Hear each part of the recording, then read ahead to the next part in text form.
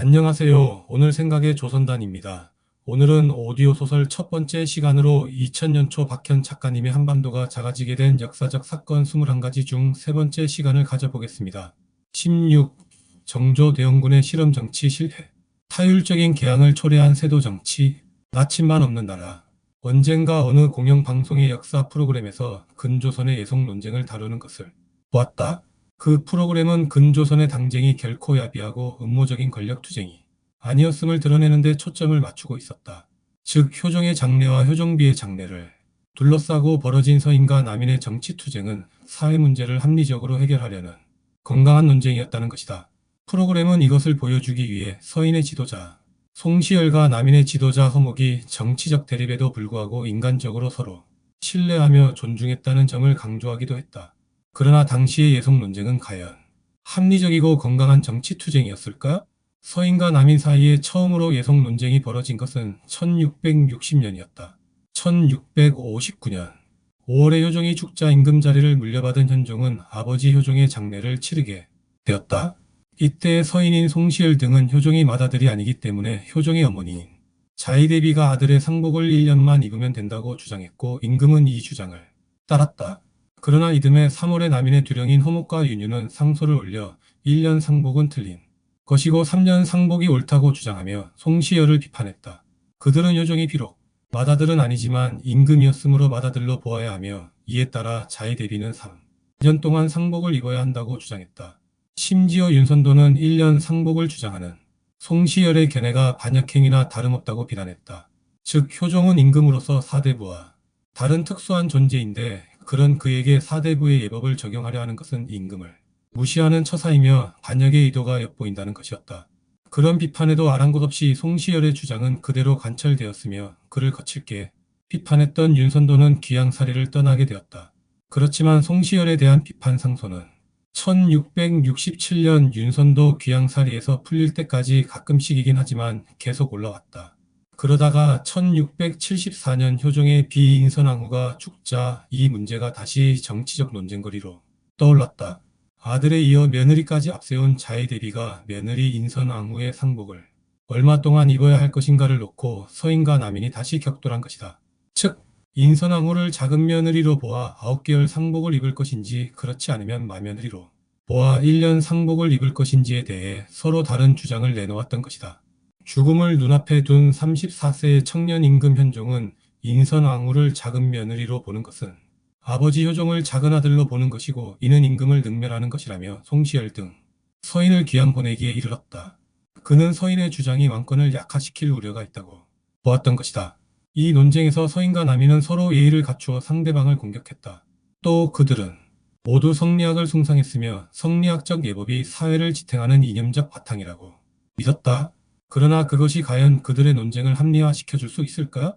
예속 논쟁이 벌어진 시기는 인조가 삼전도의 치욕을 맛본 지 24년밖에 지나지 않은 때였다. 사회는 전쟁의 후유증을 달래며 변화의 몸살을 앓고 있었다. 1653년에는 전염병이 돌아 서북 지역을 쑥대밭으로 만들었으며 곡식이 부족해서 금주령을 내렸는데도 굶어 죽는 사람이 줄을 이었다. 상평청 물가 조절 기간인 상평창과 다르며 평상시에 곡식을 비축했다 기근이 들면 이름을 진율청으로 바꾸어 빈민구제를 했으면 죽을 쑤어 빈민을 먹여야 했으며 재정이 부족해서 관료들이 녹봉까지 줄여야 했고 신분 질서는 서서히 무너지기 시작했다. 유행성 열병은 전국을 돌고 또 돌았으며 인육을 먹는 경우도 적지 않았다고 한다. 그런 상황에서 예속 논쟁은 대체 어떤 의미를 가지는 것일까? 그것이 당시 정치 세력의 진정한 관심사가 될 수 있었을까? 예속 논쟁은 성리학파의 낡은 질서 지키기였을 따름이다. 그것은 변하는 상황에 대한 외면이며 새로운 국가 세우기에 대한 의무 방기였다. 한마디로 그런 논쟁은 근조선 후기의 성리학파가 역사적 방향을 상실하고 있었음을 드러낼 뿐이다. 그들 사이의 의리와 예의는 전체 역사에서 너무나도 부차적인 것이다. 역사를 읽을 때는 늘 눈을 크게 뜨고 큰 줄기를 찾아야 한다. 정조와 문화 부흥운동의 발전 사회 변화가 빠르게 진행되면 될수록 성리학파의 낡은 질서 지키기는 더욱 거친 모습을 드러냈다. 대륙으로부터 들어오기 시작한 천주교는 성리학파를 놀라게 했으며 문화 부흥운동에 힘입은 학문적 성장과 전통 문화의 부활은 성리학파를 사회로부터 고립시키기 시작했다. 이제 특별한 방법을 동원하지 않을 경우 성리학파의 파멸은 매우 빠르게 진행될 수밖에 없었다. 정조 때에는 임금과 왕실조차 문화부흥운동을 적극 지원하면서 성리학파를 견제하려고 했다. 정조는 임금이 됨과 동시에 청나라로부터 고금도서 집성 5020권을 수입했으며 새로운 성과들을 원활하게 출판할 수 있도록 활자를 보수하고 서둘러 추가 제작에 들어갔다. 임진자, 정유자, 한구자, 생생자, 정리자, 춘추관자 등이 바로 때 만들어진 활자들이다. 그리하여 정조 때 문화부흥운동이 매우 활발하게 진행되었다. 근조선에서 가장 많은 서적이 간행된 것도 이때의 일이었으며 그 가운데 성리학과 무관한 서적이 놀랄만한 분량을 차지한 것도 이 시기이다. 뿐만 아니라 정조 자신도 계유화라는 서재에서 청나라 건륜 시기의 문화사업을 열심히 검토하였다. 정조는 역사의 진행 방향에 대한 감각과 현실적 정치 감각을 두루 갖춘 사람이었다. 그는 기득권 세력인 성리학파를 견제하기 위해 그들 내부의 경쟁 관계를 이용하기도 했다. 홍국령 일파를 내세워 홍인환 등 구세력을 제거했고 마침내 홍국령까지 쫓아낸 것이다. 그는 강화된 왕권을 중심으로 근조선을 재건국하려 하였는데 이를 위해 왕권 강화를 지지하는 남인들을 활용하기도 했다. 그러나 그의 참된 면모는 개혁을 주장하는 젊은 인재들과 문화부흥파를 깊이 신뢰하고 그들에게 현실 참여의 기회를 준 데서 잘 드러난다. 남인 가운데서도 문화부흥파의 선봉장이었던 정약용 등을 중용해서 왕권에 대한 지지도가 낮았던 북학파를 포섭하도록 하는 한편 그들 모두를 자신의 세력권으로 끌어들여 근조선 재건국의 기반으로 삼으려 했다. 박지원의 제자인 박제가 유득공, 이덕무가 등용된 것도 그 때문이었다. 더구나 이들은 모두 서울로서 그들의 등용은 성리학파에 대한 강한 도전임과 아울러 사회 변화를 긍정적으로 인정하는 통치행위이기도 했다. 문화부흥운동에 대한 정조의 지원은 여기에서 그치지 않고 중인 이하의 계층에게까지 이어졌다. 정조는 중인들의 문학단체인 옥계시사를 지원하여 그들이 성리학파의 문화독점에 반기를 들 수 있도록 그들의 공동시집인 풍요속창까지 발간하게 했다. 그 결과 시문학에서도 성리학적인 분위기를 어느 정도 견제할 수 있었다. 정조는 문화부흥운동을 지원하는 한편 다른 사상까지 받아들이는 개방성을 보였다. 임진전쟁 때 큰 공로를 세웠지만 승려라는 신분 때문에 국가로부터 공인받은 사당조차 없던 서산을 위해 표충사를 세우게 했고 그곳에 친필액자를 내리기도 했다. 뿐만 아니라 불국사의 남쪽 행랑을 보수하도록 하고 금강산 표원사를 복구했으며 아버지 사도세자의 명복을 빈다는 명분으로 수원 용주사를 개수하기도 했다. 아울러 그는 성리학파의 반대를 무릅쓰면서 전통문화와 실용적 지식의 연구를 장려했고 그 결과물을 공식 출판하도록 허용했다. 이덕무와 박제가 등이 편찬한 무예도 보통지는 그 가운데 대표적인 경우라고 할 수 있다. 그는 이런 작업이 분위기를 조성하기 위해 문체 반정을 주장하며 중국적 어휘와 성리학파의 상투어를 배격하기도 했다. 서학의 경우 공식적으로 개방하지 못하고 어쩔 수 없는 탄압 조치도 있었지만 서학을 막을 수 있는 길은 바른 학문을 세우는 것이라고 하면서 유연한 태도를 보이기도 했다. 세도 정치와 성리학파의 반동. 정조의 지원으로 문화부흥운동은 크게 발전했지만 그가 죽은 뒤 근조선에서는 성리학파의 정치적 반동이 거칠게 진행되었다. 정조가 40대의 젊은 나이에 죽고 12세의 어린 순조가 임금이 되자 모략을 부려 임금의 장인이 된 김조순 일파가 권력을 독점하게 되었다. 이것이 바로 이른바 안동김씨의 세도 정치이다. 김조순 일파는 풍양조씨, 남양홍씨, 동래정씨 등과 함께 남인 계열의 보수 성리학파였으며 김조순은 중국적 세계 질서를 옹호하면서 이에 도전하던 만주족과 대결을 벌일 것을 주장했던 성리학자 김상은의 후예이다. 그는 이런 사실을 즐겨 강조하면서 성리학적 도의 정치를 표면에 내세웠다. 김조순 일파의 권력은 철저하게 독점적이었다. 권력은 보수적인 몇몇 가문이 나누어 가졌을 뿐 개혁적이거나 탈성리학적인 인물들은 권력으로부터 완전히 밀려났다. 특히 정조 때 중용되었던 실학파는 하나도 남김없이 권력에서 밀려났다. 심지어 실학파의 보호자였던 정조 때의 재상 최재공은 죽은 뒤에 간직을 빼앗았으며 천주교 탄압을 구실 삼아 실학파의 지도자 정약용을 귀양보냈다. 그들은 자신들의 권력에 대한 어떤 도전도 용납하지 않았다. 천주교를 탄압한데 이어 전통문화의 색채가 강한 무당들마저 더욱 강도 높게 탄압했으며 승려에 대한 탄압도 다시 거세어졌고 정감록 등 예언서에 대한 탄압도 강화되었다. 뿐만 아니라 그들은 성리학적 신분 질서의 파괴를 막기 위해 호적법을 다시 강하기도 하였다. 그런 독점 권력을 유지하기 위해 그들은 계속 왕실과 혼인관계를 맺었다. 김조순이 딸이 순조의 왕비였고 당시 세자였던 효명대군 뒷날 입종으로 추존됨은 풍양조 시인 조만영의 사위가 되었으며 안동김 시인 김조근의 딸은 다음 임금인 헌종의 왕비가 되었고 김문근의 딸은 철종의 왕비가 되었다. 이렇게 왕실과 외척관계를 맺었을 뿐 아니라 사실상 왕을 결정하기도 하면서 왕실을 약화시켰는데 강화도에서 숨어 지내던 나무꾼 출신의 왕족이 그들에게 하루아침에 허수아비 임금이 되기도 했다. 철종이 바로 그 사람이다. 또 재물도 챙기고 권력의 분산도 막기 위해 공공연히 벼슬자리를 사고 팔았다. 이쯤 되자 김조선 일파의 정치적 독점이 철옹성이 되었다. 이리하여 성리학파의 낡은 정치적 이념이 다시 사회를 억압했으며 개혁에 대한 무관심으로 말미암아 민중생활은 구렁텅이로 빠졌다. 굶어 죽는 사람과 떠도는 사람의 대열은 늘어만 갔으며 전염병이 널리 퍼졌고 이들의 반동적 권력 독점에 저항하는 민중몽기도 꼬리에 꼬리를 물었다. 1808년에는 함경도 북천과 단천에서 봉기가 일어났으며 1811년에는 서북 지역에서 홍경래가 지휘하는 무장봉기가 일어나 다음 해까지 이어졌고 1812년에는 제주도에서 봉기가 일어났다. 이것은 큰 규모의 봉기이고 규모가 작은 봉기나 유랑민들의 사회질서 이탈행위는 하루가 멀다 않고 계속되었다. 그러나 이들의 세도 정치는 이미 과거의 성리학파가 누리던 사회적 기반을 잃은 지 오래였으며 다만 권력을 이용한 버티기를 하고 있을 따름이었다. 1860년 최재우를 중심으로 부활된 전통사상이 동학이란 종교를 내걸고 포교 사업에 들어감으로써 성리학파의 낡은 정치의 사상적 도전을 선언했으며 1862년에는 진주에서 대규모의 민중봉기가 일어나 남부 지역을 휩쓸었다. 그렇지만 세도 정치를 앞세운 성리학파의 대응은 오직 한 가지뿐이었다. 그것은 바로 무자비한 탄압이었다.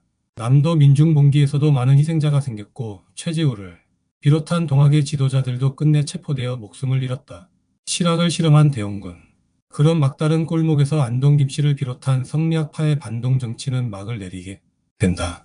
그들이 세운 허수아비 임금 철종이 죽고 고종이 뒤를 이어 임금이 되자 고종의 아버지 흥성군 이하응이 그들로부터 권력을 빼앗은 것이다.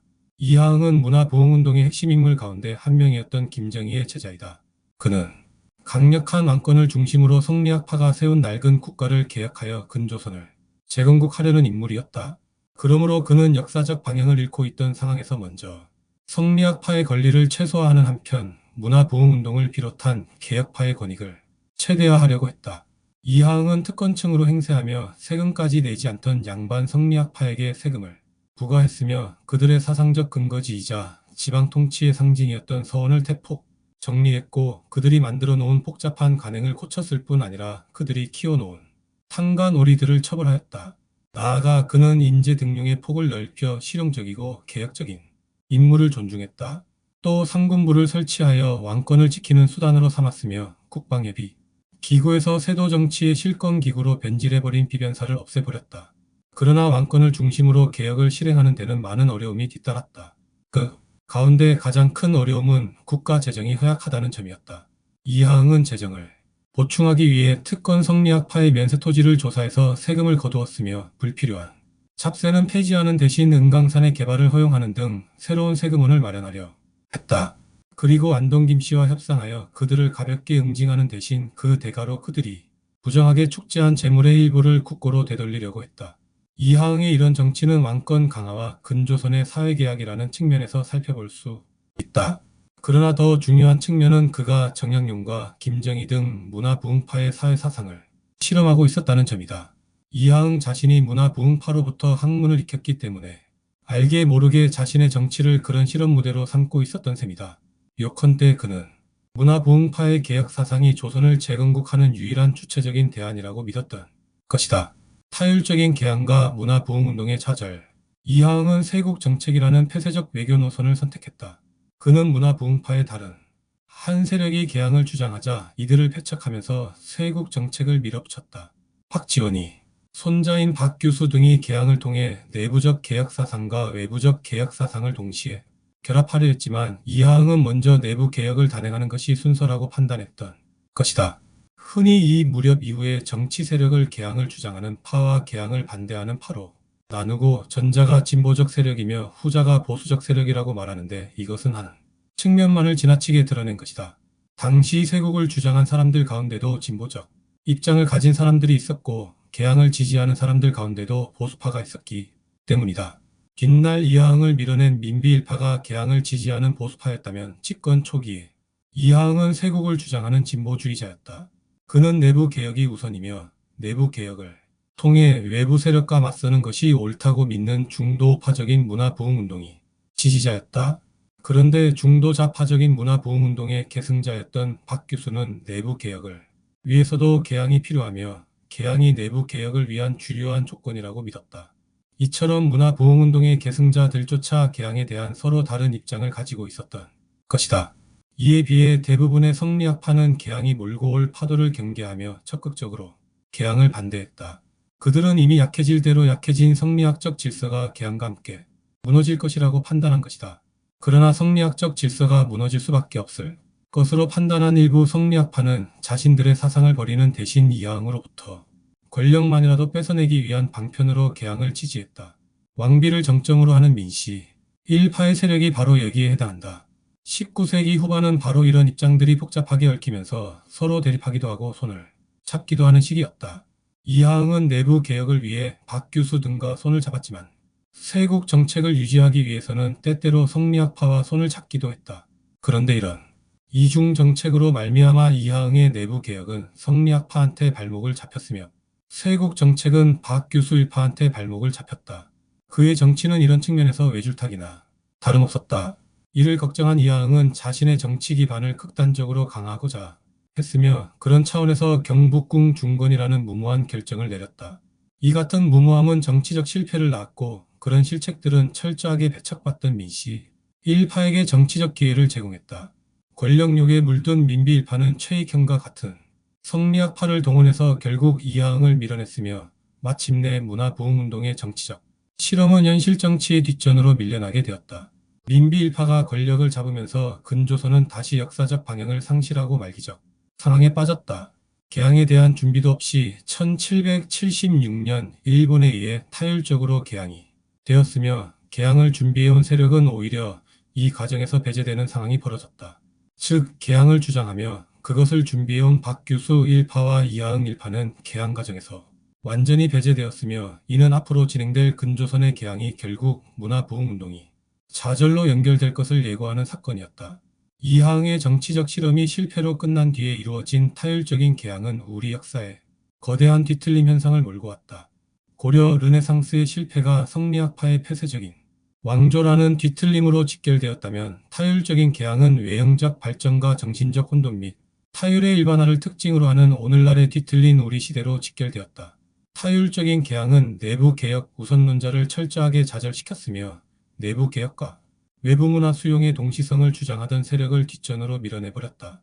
그 대신 개항을 이용해서 권력을 유지하려거나 개항 정책과 내부 개혁을 모두 반대하던 세력이 역사에 전면에 떠오르는 극단적인 상황이 연출되었다. 물론 개항과 함께 변화가 일어나고 개혁이라 부를 만한 사건도 없지 않았지만 그 변화와 개혁은 본질적으로 문화부흥운동의 발전적 계승이 아니었다. 그것은 오히려 문화부흥운동이 갖고 온 내부적 터전을 짓밟는 것이었다. 설령 외부적으로는 똑같은 변화처럼 보일지라도 그 변화의 정신적 바탕이 무엇인가 하는 점에서 시기의 개항은 너무나도 비극적이었다. 오늘날 우리 결의가 사실상 정신적 사상적 주체성을 잃고 이리 비틀거리는 것도 바로 이 시기에 있었던 문화부흥운동의 좌절과 관련되어 있다. 식민지를 겪은 것도 사실 그보다는 작은 원인이다. 우리와 마찬가지로 식민지를 겪은 인도에서 정신적 문화적 뒤틀림이 심각하지 않았다는 점도 이런 측면에서 살펴볼 일이다. 타율적인 개항이 직접적인 원인은 아니지만 어쨌든 그 과정에서 주체적인 정신사적 문화사적 발전이 좌절되었고 우리 문화와 정신이 뒤틀려졌다는 것은 분명하다. 그러므로 이제 우리는 타율적인 개항에서부터 정신적 문화적으로 작은 결의의 까닭을 되짚어보는 것이다. 17. 일본 군국주의의 한반도 강점. 뒤틀린 대동아 공영권의 잔혹한 여파. 일본 침략의 7단계. 미국의 흑선이 닫혀있던 일본의 항구를 강제 개항시킨 사건은 근대 일본이 탄생을 알리는 전주곡이었다. 개항과 함께 문화적 충격을 받은 일본인들은 보수와 개혁의 대립이라는 격동의 세월을 보내면서 나라를 다시 세웠다. 근대 1868년에 단행된 메이지 유신이 바로 그 계기였다. 즉, 메이지 유신은 근대 일본의 출발점이었던 것이다. 그들은 이 시기부터 유럽에서 이루어진 산업혁명의 성과물을 체계적으로 받아들였으며 그 성과물을 자신의 경제적 바탕으로 삼아 차츰 동아시아의 정치 군사적 강자로 떠올랐다. 그들은 메이지 유신으로 말미암아 영주들이 몰락하고 실직한 무사층이 사회의 불평 세력으로 떠돌자 이들을 재조직해서 군사력을 강화시키는 한편 그 힘을 바탕으로 침략적인 외교 노선을 세웠다. 그들은 먼저 정한론을 주장하면서 근조선에 대한 침략 분위기를 만들어갔다. 그러나 내부 정비가 덜 이루어졌으므로 내부 정비를 강화하는 한편 미국이 자신들에게 했던 방법을 본떠 근조선을 강제로 개항시키려고 했다. 이것이 바로 일본 침략의 제1단계이다. 대원군 이하응이 정치판에서 밀려나면서 근조선의 내부 정세가 복잡해지자 일본은 그 틈을 놓치지 않고 1876년 근조선을 강제로 개항하게 한 뒤 강화도 조약을 맺었다. 그들은 근대적 외교를 모르고 있던 근조선과 불평등 조약을 맺음으로써 온갖 경제적 이득을 확보하는 한편 청나라와의 관계를 평등한 관계로 고치게 함으로써 근조선에 대한 독점적 주도권을 확보하려고 했다. 그 이후 일본을 통해 알려진 서양 문화는 근조선을 격동의 시대로 몰고 갔다. 서양 문화를 받아들여 개혁을 단행하자는 흐름이 역사의 표면으로 쏟아올랐고 일본이 진출에 저항하는 세력도 힘을 모아갔다. 그런 상황에서 구식군대의 정당한 불만이 계기가 되어 1882년 군인 폭동이 일어났고 마침내 일본의 진출과 서양 문화의 수입, 분위기는 잠시 주춤거리게 되었다. 더구나 일본을 밀어내고 근조선에 대한 주도권을 되찾으려던 청나라가 이 사건의 정리 과정에 개입함으로써 정세는 한층 복잡해졌다. 일본 침략의 2단계는 바로 이때부터 시작된다. 개혁을 갈망하던 김옥균, 박영료, 일파는 근조선에 대한 주도권 탈환을 노리는 일본과 손잡고 그들의 원조를 받아 1884년 이른바 갑신정변을 일으켰으며 완전 독립의 달성, 공평한 인재 등용, 상공업의 발전 등을 목표로 하는 정치 개혁안을 선포했다. 그러나 청나라로부터 즉각적인 반격을 받고 개혁 정부는 며칠을 넘기지 못한 채 무너졌고 근조선에 대한 주도권 탈환이라는 일본의 계획도 잠시 주춤거리게 되었다. 그 뒤 일본은 경제적 침략을 중심으로 주도권 탈환의 기초를 다져갔다. 침략 3단계는 일본이 청나라를 밀어내고 다시 근조선에 대한 주도권을 탈환하는 1894년부터이다. 사회개혁과 반침략의 구호를 내걸고 전통 사상동학 중심이 자주적 개혁을 목표로 삼아 1894년 대규모 민중봉기가 일어나자 청나라와 일본은 모두 근조선으로 군대를 파견했다. 이들은 근조선에 대한 주도권을 놓고 근조선 영토에서 한판 전쟁을 치렀으며 이 전쟁에서 승리한 일본은 그들이 주도하는 일본식 개혁을 유도했다. 김웅집을 내세워 친일 정부를 구성하고 그들에게 일본식 개혁을 이끌어 나가도록 했는데 이것이 바로 1894년의 타율적 개혁이란다. 가보경장이다. 그러나 근조선 지배에 대한 일본의 주도권은 또 한 번의 고비를 넘겨야 했다. 남진 정책에 따라 근조선을 손에 넣으려던 차르 러시아의 도전이 바로 그 고비였다. 독일 및 프랑스의 협조를 얻은 러시아는 청나라를 이기고 요동 지역을 점령하려던 일본의 의도를 좌절시키는 한편 정권욕에 불타는 민비일파와 손잡고 칠러 정부를 구성했다. 이에 일본은 민비를 암살하는 등 칠러 세력을 위협하면서 반격을 시도했으나 근조선 정부와 민중의 반발로 뜻을 이루지는 못했으며 근조선 지배를 위한 러시아의 기반만 강화시켜주게 되었다. 근조선에 대한 일본 침략의 4단계도 전쟁을 통해 이루어졌다. 일본은 만주를 점령하고 근조선에 대한 지배를 굳히려는 러시아와 결국 전쟁을 벌여 1904 승리를 거두었으나 전쟁은 장기전으로 접어들고 있었다. 이에 일본은 미국 및 영국과 손잡고 러시아를 견제하면서 미국의 필리핀 지배를 인정하는 대가로 근조선에 대한 지배를 인정받게 되었다. 나아가 러시아마저 일본의 근조선 지배를 인정함으로써 근조선은 완전히 일본의 손아귀에 들어갔다. 일본은 이제 지배권을 굳히기 위한 내부 작업을 추진했다. 그들은 근조선 정부를 협박해서 1905년 을사 보호조약을 맺은 뒤 통감부를 설치했으며 1907년에는 헤이그 특사 사건을 계기로 정미 7조약을 맺었고 의병을 토벌하는 과정에서 근조선의 모든 영역에 헌병경찰을 주둔시켰다. 이제 그들에겐 근조선을 일본 영토로 공식화하는 일만 남았다. 그리하여 급기야 1910년에 타율적인 합방이 이루어졌다. 일본 침략의 5단계는 토지조사 사업 및 임야조사 사업과 더불어 시작되었다. 근조선 정부로부터 한반도를 손에 넣은 일본은 먼저 한반도의 경제적 바탕인 토지와 임야에 대한 소유권을 재정리함으로써 이제 민중들로부터도 한반도가 일본이 영토임을 확인받으려고 했다. 아울러 조사 과정에서 약은 술수를 부려 많은 토지와 임야를 국유화하거나 친일파의 소유물로 만들어줌으로써 한반도 지배의 기반을 튼튼하게 하고자 했다.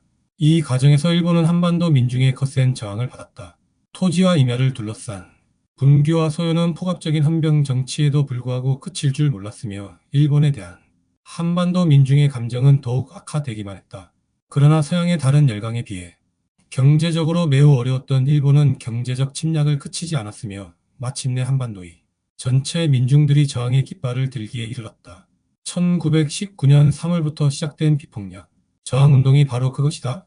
그리고 이 저항운동의 결과 한반도의 독립을 이루려는 지휘부가 이곳저곳에서 탄생했으며 이들의 분열과 통합 과정에서 저항운동은 발전해 나갔다.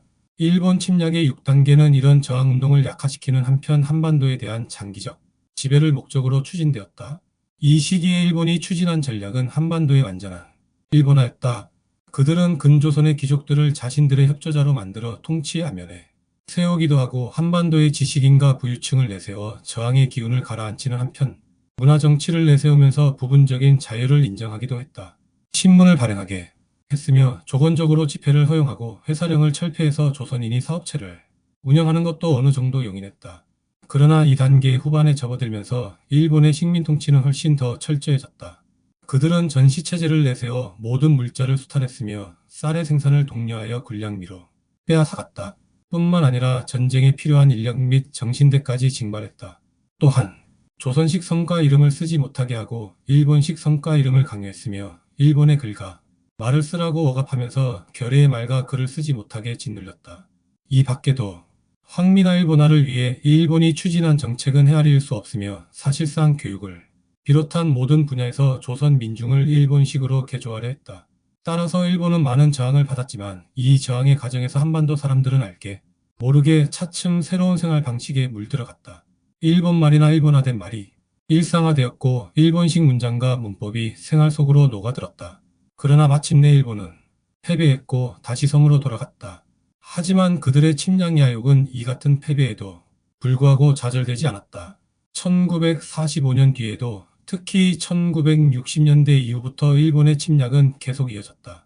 일본 침략의 7단계인 이 시기의 침략은 주로 문화적 경제적 분야에서 이루어졌다. 그들은 아직도 정당한 국제적 거래자가 아니며 여전히 침략 세력이다. 근래에 들어 언론 매체에 자주 오르내린 독도 돌성 문제만 하더라도 단순한 영토 문제가 아니다. 그것은 그들의 침략이 지금까지 계속되고 있느냐 그렇지 않느냐를 잘 드러내주는 문제인 것이다. 즉 독도 문제는 일본이 한반도에 대해 침략을 그만둘 것인가 그렇지 않을 것인가에 대한 일본의 외교적 선택을 대변하는 것이다. 대동아 공영권 대동아 공영권은 우리 역사의 비극을 말해주는 대명사나 다름없다. 그것은 일본이 동아시아를 식민지로 삼으려 했을 때 그들의 침략 행위를 정당화하기 위한 간판구호였기 때문이다. 그러나 이 말은 결코 단순한 정치 구호가 아니며 매우 중요한 역사적 의미를 포함하고 있다. 아울러 그 표현을 어떻게 바꾼다 해도 우리 역사에서 다시 되살아날 수밖에 없는 주제이기도 하다. 대동아 공영권의 순수한 말뜻은 동아시아는 더불어 발전해 나가야 할 역사적인 단일 주체라는 것이다. 그런 의미에서 이 말은 매우 중요한 역사적 함축을 담고 있다. 물론 세계가 하나의 역사적 주체로 떠오르고 있는 오늘날 이 말은 이제 무의미할지도 모른다. 그러나 세계가 하나가 되기 위해서는 반드시 거쳐야 할 과정이 있다.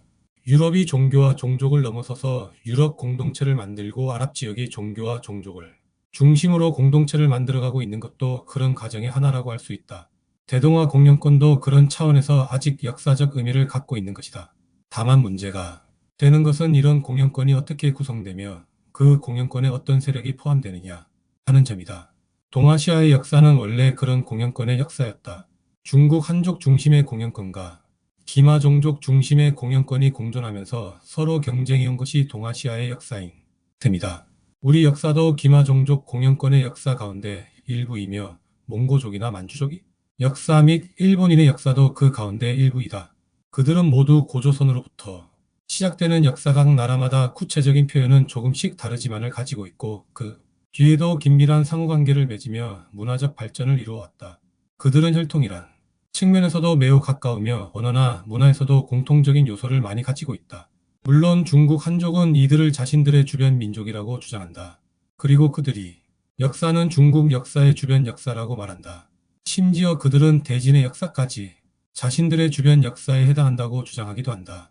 그들은 오늘날 자신들이 영토에서 발굴된 모든 유물이 자신들의 역사를 대변한다고 믿으며 그런 차원에서 은나라의 역사까지 한족의 역사로 둔갑시키려고 노력해왔다.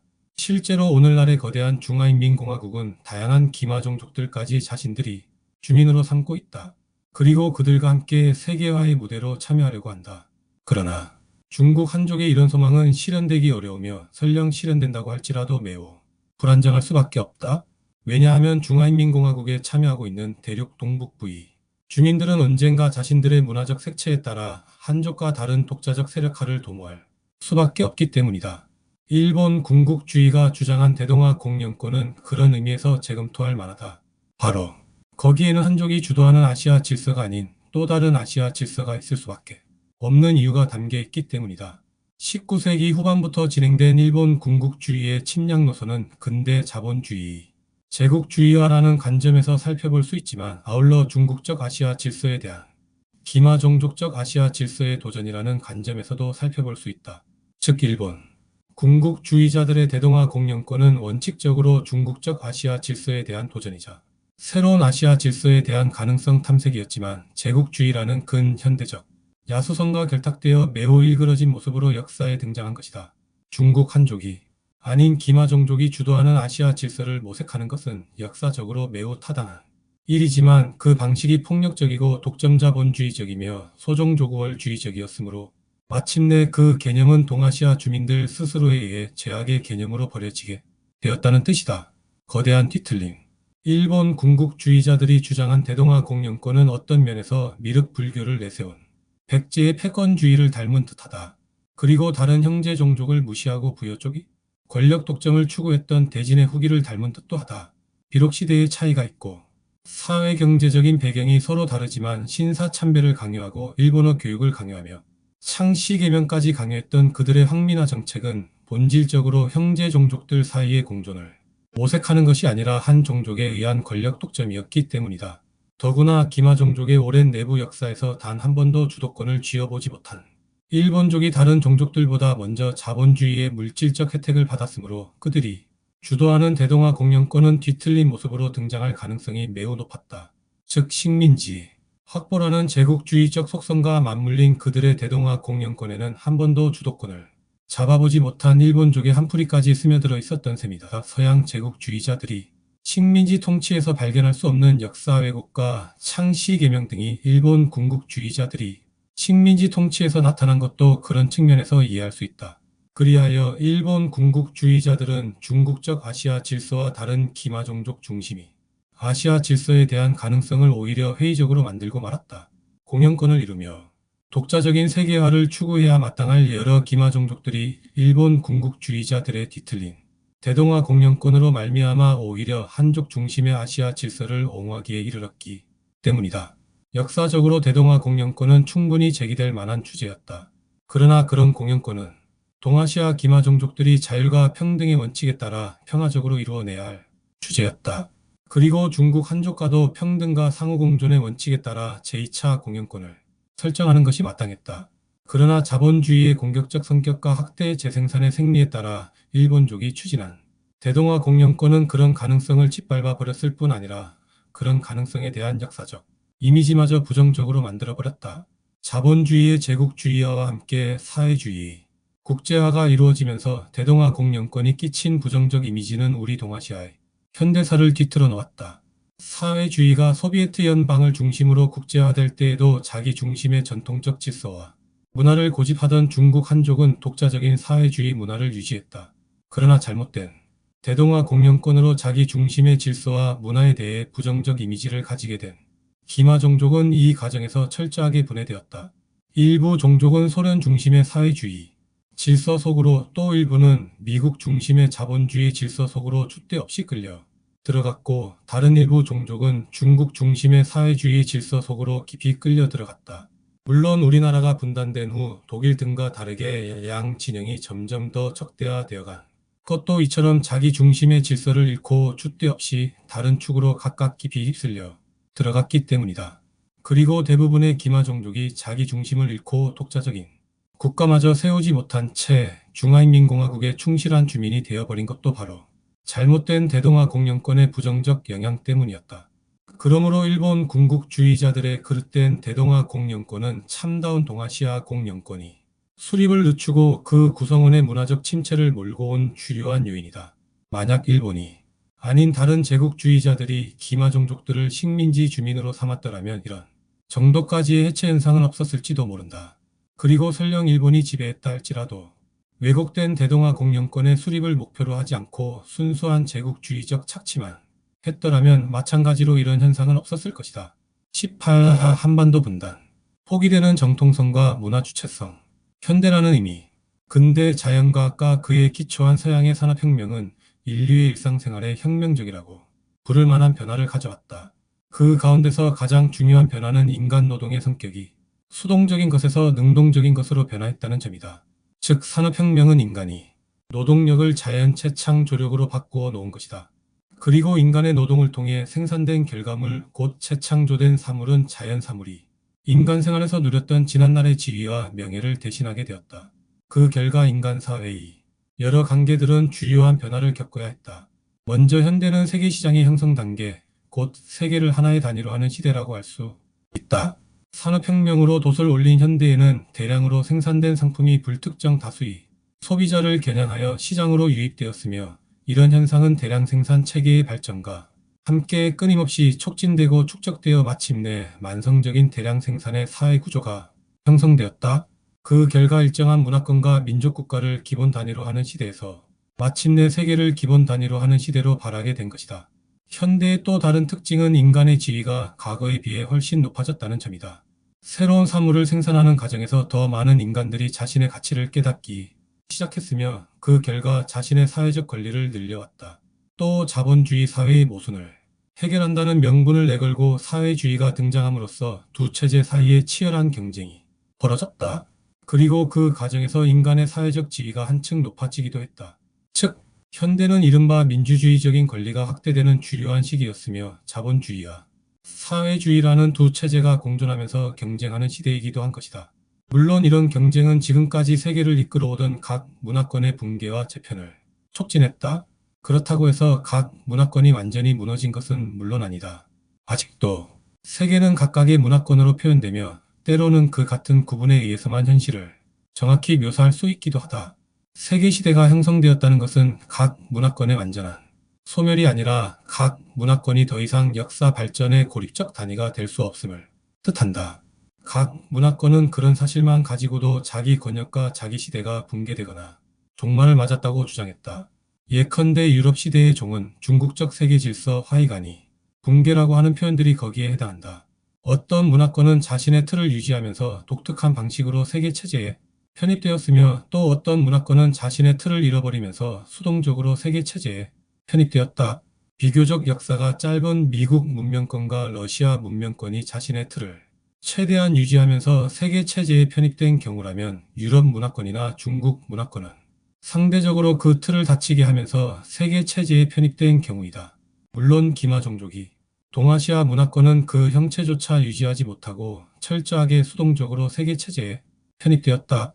현대가 고립적 지역 문화권을 넘어서는 세계시대라고 하지만 어떤 측면에서 현대는 각 지역 문화권의 독자적 성격을 한층 빛나게 만든 시대이기도 하다. 즉, 세계시대에도 각 문화권의 중요성은 결코 낮아지지 않았다는 말이다. 왜냐하면 각 사회와 나라는 자신의 고유한 문화권을 발판으로 삼아야만 비로소 세계 무대의 주인다운 주인이 될 수 있기 때문이다. 실제로 세계 무대의 경쟁 단위는 궁극적으로 자기 문화권이며 자신의 고유한 문화권을 잃어버린 사회나 나라가 세계 사회에서 어떤 주도적 지위를 차지한 경우는 아직까지 찾아볼 수 없다. 산업혁명을 앞서 수행한 이른바 제국주의 국가 또는 선진 자본주의 열강들 사이 경쟁 관계에서는 문화권 내부의 심각한 갈등이 제국주의 전쟁 등으로 나타나기도 했다. 그러나 세계화가 진행되면 될수록 문화권 내부의 갈등 관계는 차츰 협조와 공존 관계로 바뀌어갔다. 그러나 산업혁명의 직접적 영향권에서 소외되어 있던 사회와 이들 선진 열강들 사이의 관계는 대부분 문화권과 문화권 사이의 관계였으며 이른바 제국주의 국가에 의한 식민지 지배나 종속국화의 형태를 띠고 이루어져 왔다. 그럴 경우 한 문화권에 의한 다른 문화권의 해체작용이 일어나면서 인종 문제가 발생하기도 했다. 사실 이런 관계는 아직도 그대로 진행되고 있다. 약소국가로 구성되어 물리적 방어력이 떨어지는 문화권에 대한 선진 문화권의 경제적, 정치적 지배가 공공연하거나 은밀한 형태로 잔존하고 있으며 나아가 문화권 자체를 말살시킬 수도 있는 문화적 지배가 이와 관련하여 넓게 그리고 뿌리 깊게 이루어지고 있는 탓이다. 눈앞에 우리 현실이 이를 선명하게 보여주고 있으며 이러한 형태는 하나의 국제적 구조로까지 파악되어도 무방하다. 더구나 사회주의와 자본주의의 적대적 경쟁 관계는 이런 현상을 고착화시키기에 충분했다. 사회주의를 선택한 선진 문화권과 자본주의를 선택한 선진 문화권은 서로 대결하는 과정에서 세계의 모든 문화권을 자기들 중심으로 재편하려고 했으며 그 결과 엄청난 문화적 파괴 행위가 자행되었다. 사회주의와 자본주의 사이의 대립이 사라진 뒤에도 자기 문화권을 중심으로 세계를 재편하려는 현상은 물론 계속되고 있지만 말이다. 분단의 성격과 가정. 우리나라의 분단은 크게 두 가지 성격을 가지고 있다. 그것은 안으로는 기마 종족이 주도하는 동아시아 문화권의 내부 붕괴를 상징하며 밖으로는 미국과 소련이 주도하는 세계화 과정에서 선진 문화권에 의해 우리 문화권이 해체되고 있음을 상징한다. 요컨대 우리의 분단은 그릇된 대동아 공영권으로 말미암아 동아시아 문화권에서 내적 응집력이 사라졌으며 이에 따라 세계화를 주도하는 문화권에 의해 우리 문화권이 급속하게 해체되었음을 뜻하는 것이다. 1945년 8월 6일 일본의 히로시마에 역사상 처음으로 원자폭탄이 투하되었고 8월 9일에는 나가사키에 또 한 개의 원자폭탄이 투하되어 두 도시는 한순간에 잿더미가 되었으며 전의를 상실한 일본은 마침내 항복을 선언했다. 이미 일본은 1944년 6월에 마리아나 해전을 계기로 패망의 길을 걷고 있었으며 1945년 5월에는 이이오 섬과 오키나와 섬을 점령당함으로써 해전의 절차를 밟고 있던 중이었다. 그리고 그릇된 대동아 공영권을 부르짖음으로써 동아시아 주민들로부터 다른 제국주의자들이 받은 것보다 훨씬 강력한 저항을 받은 결과 일본은 더 이상 버틸 힘이 없는 상태에 있었다. 어쨌든 일본 군국주의의 패망은 기마 종족 중심의 동아시아 문화권을 철저하게 해체시키는 계기가 되었다. 일본 군국주의자들이 내세운 그릇된 대동아 공영권 때문에 동아시아 문화권이 내적 응집력이 약화된 데다 강제적으로 남아 유지되고 있던 그 문화권의 틀이 일본의 패망을 계기로 완전히 해체되어 버린 것이다. 그릇된 대동아 공영권에 맞서기 위해 동아시아의 주민들은 현실적으로 일본과 필적할 만한 세력을 찾아 나섰고 그 과정에서 중국 한족과 손잡거나 소비에트 연방 혹은 미국과도 손을 잡게 되었다. 즉 일본이 내세운 대동아 공영권은 결과적으로 동아시아 주민의 분열을 촉진시킨 셈이다. 그리고 동아시아 주민의 분열 현상은 자신들이 손잡은 각 세력에 의해 동아시아 문화권이 철저하게 해체되는 결과를 낳았다. 그리하여 우리나라를 비롯한 동아시아 문화권은 식민지 시기를 넘기면서 과거의 유산으로 전락하고 말았으며 오늘날까지 그 주체성을 되찾지 못하고 있다. 그 대신 일본과 맞서기 위해 손잡은 세력들의 문화가 물밀듯이 쏟아져 들어왔다. 소련과 손잡은 결과 사회주의와 함께 러시아 문화가 들어왔으며 미국과 손잡은 결과 국가독점 자본주의와 함께 미국 문화가 들어와 주인 노릇을 했다. 또 중국과 손잡은 결과 중국적 사회주의와 함께 중국 문화가 다시 밀려드는 시기도 있었다.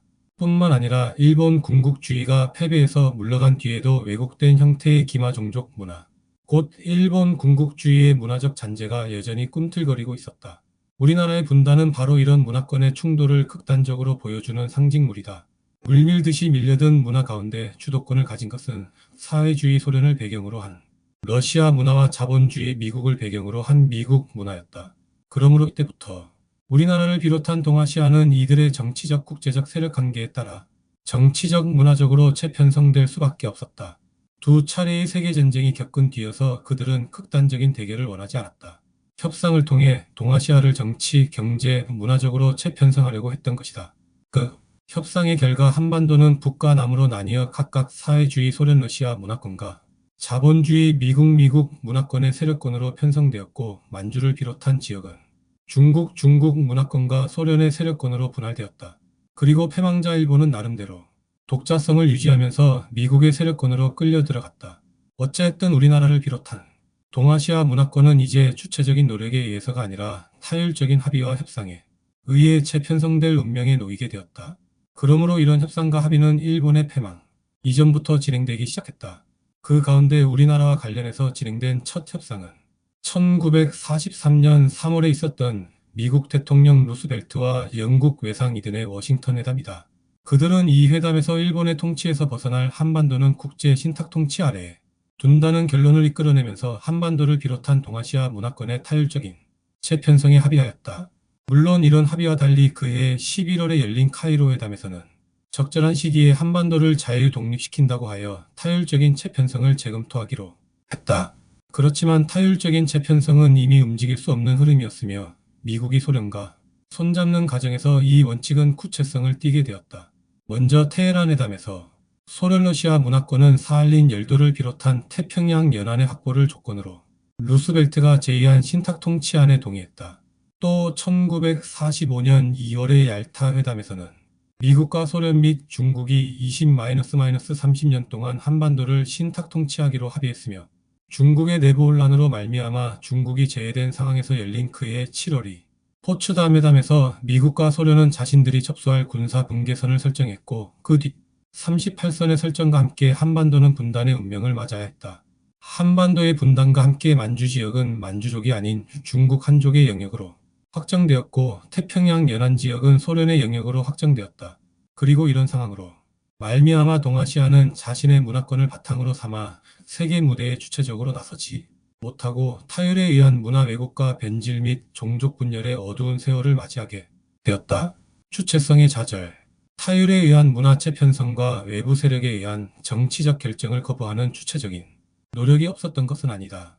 사정이 복잡한 만주 지역은 제외하고 우리나라의 경우만 살펴보더라도 이런 노력의 흔적은 많다. 식민지 시기의 신간의 1927, 2-1931, 오는 나름대로 그런 노력의 결과물이다. 외부 문화권에서 배워온 자신들의 정치적 견해를 넘어 민족자 주성의 회복이라는 공통의 명제를 내걸고 좌파와 우파가 결합했던 신간회는 매우 초보적이고 불건전한 형태의 주체적 운동이었다. 그들은 조선의 사회운동은 민족운동을 도외시할 수 없다는 구호 아래 민족의 주체적 단결을 주장하며 한때 4만 명이 넘는 회원을 거느렸지만 결국 우파 지도부의 변질과 사회주의 소련이 주도하는 국제기구 코민테른의 영향으로 힘없이 해체되고 말았다. 일본이 패망한 뒤에도 주체적인 입장에서 나라를 세우려는 노력이 없었던 것은 아니었다. 1945년 8월 15일에 발족한 건국준비위원회는 대중의 힘을 바탕으로 자주적인 주권 확립에 매진한다는 계획 아래 대부분의 정치 세력이 참여한 단체였다. 물론 미국 문화권의 그늘 아래에서 정치적 이해득실만 따지던 일부 세력이 참여를 거부했지만 145개나 되는 인민위원회를 설치할 정도로 정치적 가능성을 가지고 있었으며 이를 기반으로 조선인민공화국을 선포하고 실질적인 건국 작업에 들어갔다. 그러나 이런 노력은 정치적, 경제적, 군사적 입장에서 동아시아 문화권의 해체를 서두르던 미국과 소련에 의해 좌절되었다. 조선인민공화국은 38선 이남이 점령자이자 외부 세력인 미군정에 의해 타율적으로 불법화되었으며 38선 이북에서도 이것을 기회로 소련이 주도하는 타율적인 정치 작업이 진행되었다. 그 결과 3년이 지나자 남쪽과 북쪽에 주체성 없는 두 개의 정부가 수립되었으며 마침내 우리나라의 현대사는 이들 두 세력에 의해 주체성이 철저하게 파괴되는 길을 걷게 되었다. 1950년의 한국전쟁은 그 성격상 주체성 파괴의 결정판이었다고 할 수 있다. 그럼에도 불구하고 두 세력은 늘 주체성을 무기로 삼아 다른 세력을 괴뢰하고 비판해왔다. 그러나 어느 세력의 눈치도 보지 않는 주체적 관점에서 볼 때 한반도에 주체적인 정치 세력은 아직 없다. 한반도의 분단 그 자체가 타율적인 주체성 파괴의 결정체이므로 분단을 극복해야만 주체성이란 말이 제자리를 찾을 수 있기 때문이다. 그러므로 남과 북, 북과 남의 분단은 그 어떤 이념과 명분에도 불구하고 작아진 우리 역사, 정치, 경제, 문화적 주체성을 상실한 역사를 상징할 따름이다. 나아가 그 주체성 상실은 한반도에서 그치는 것이 아니라 동아시아 전체에 해당된다. 즉, 우리나라의 분단은 기마종족이 주도해온 동아시아 문화권의 해체를 상징하며 우리가 문화적 노예 상태 또는 준노예 상태에 있음을 가리킨다. 바로 그런 측면에서 오늘날의 한반도 분단은 과거 삼국시대의 분열보다 훨씬 심각한 성격을 가진다고 할 수 있다. 한반도에는 문화적 주체성이 없으므로 두 정부에도 정통성이 없다. 그러므로 이제 남과 북의 두 정부는 스스로를 정통이라 여기는 자세를 버리고 각자가 주체성을 회복하기 위한 준비위원회임을 깨달아야 한다. 그러기 위해서는 자신 속에서 타율적이거나 비주체적인 요소를 차츰 줄여나가야 한다.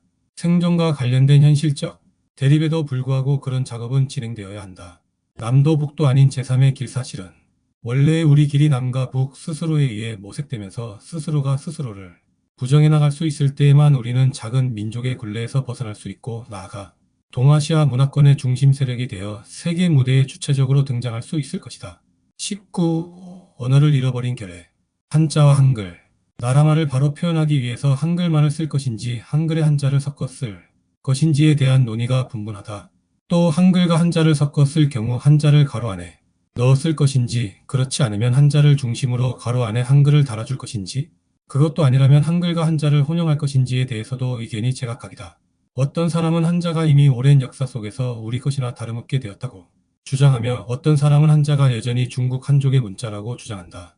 그러나 어떤 사람도 한자가 원래부터 우리 글자였다고 주장하지 않으며 또 어떤 사람도 한글이 우리 글이 아니라고 주장하지 않는다. 그러나 과연 그럴까? 한자를 오늘날의 문자로 발전시킨 것이 중국 한족이라는 것은 분명하다. 그러나 한자는 은나라를 비롯한 중국계 기마종족의 문자였으며 기자계의 이주제이장 참조를 통해 우리 결의 문자로 자리 잡았다. 물론 우리 결의를 비롯한 동아시아 기마종족은 한자가 들어오기 이전에도 독자적인 문자를 사용했던 것으로 보이며 한글의 원형인 훈민정음은 그런 문자를 제정리 제13장 참조한 것이다. 그래서 중국 한족의 손에서 다시 다듬어진 뒤에도 한자의 우리 결의의 말들이 그대로 남아있는 경우가 적지 않다. 성을 가리키는 또 다른 표현인 시는 오늘날이 중국 발음으로 쓰이지만 옛 발음은 시였고 지금도 중국 북부의 일부 지역에서는 그런 발음을 유지하고 있다고 한다. 원래 성이 목의 혈통을 가리키던 말인데 비해 시는 북의 혈통을 가리켰지만 어쨌든 시라는 글자는 우리말의 시와 같아서 씨앗이 의미로 쓰인다.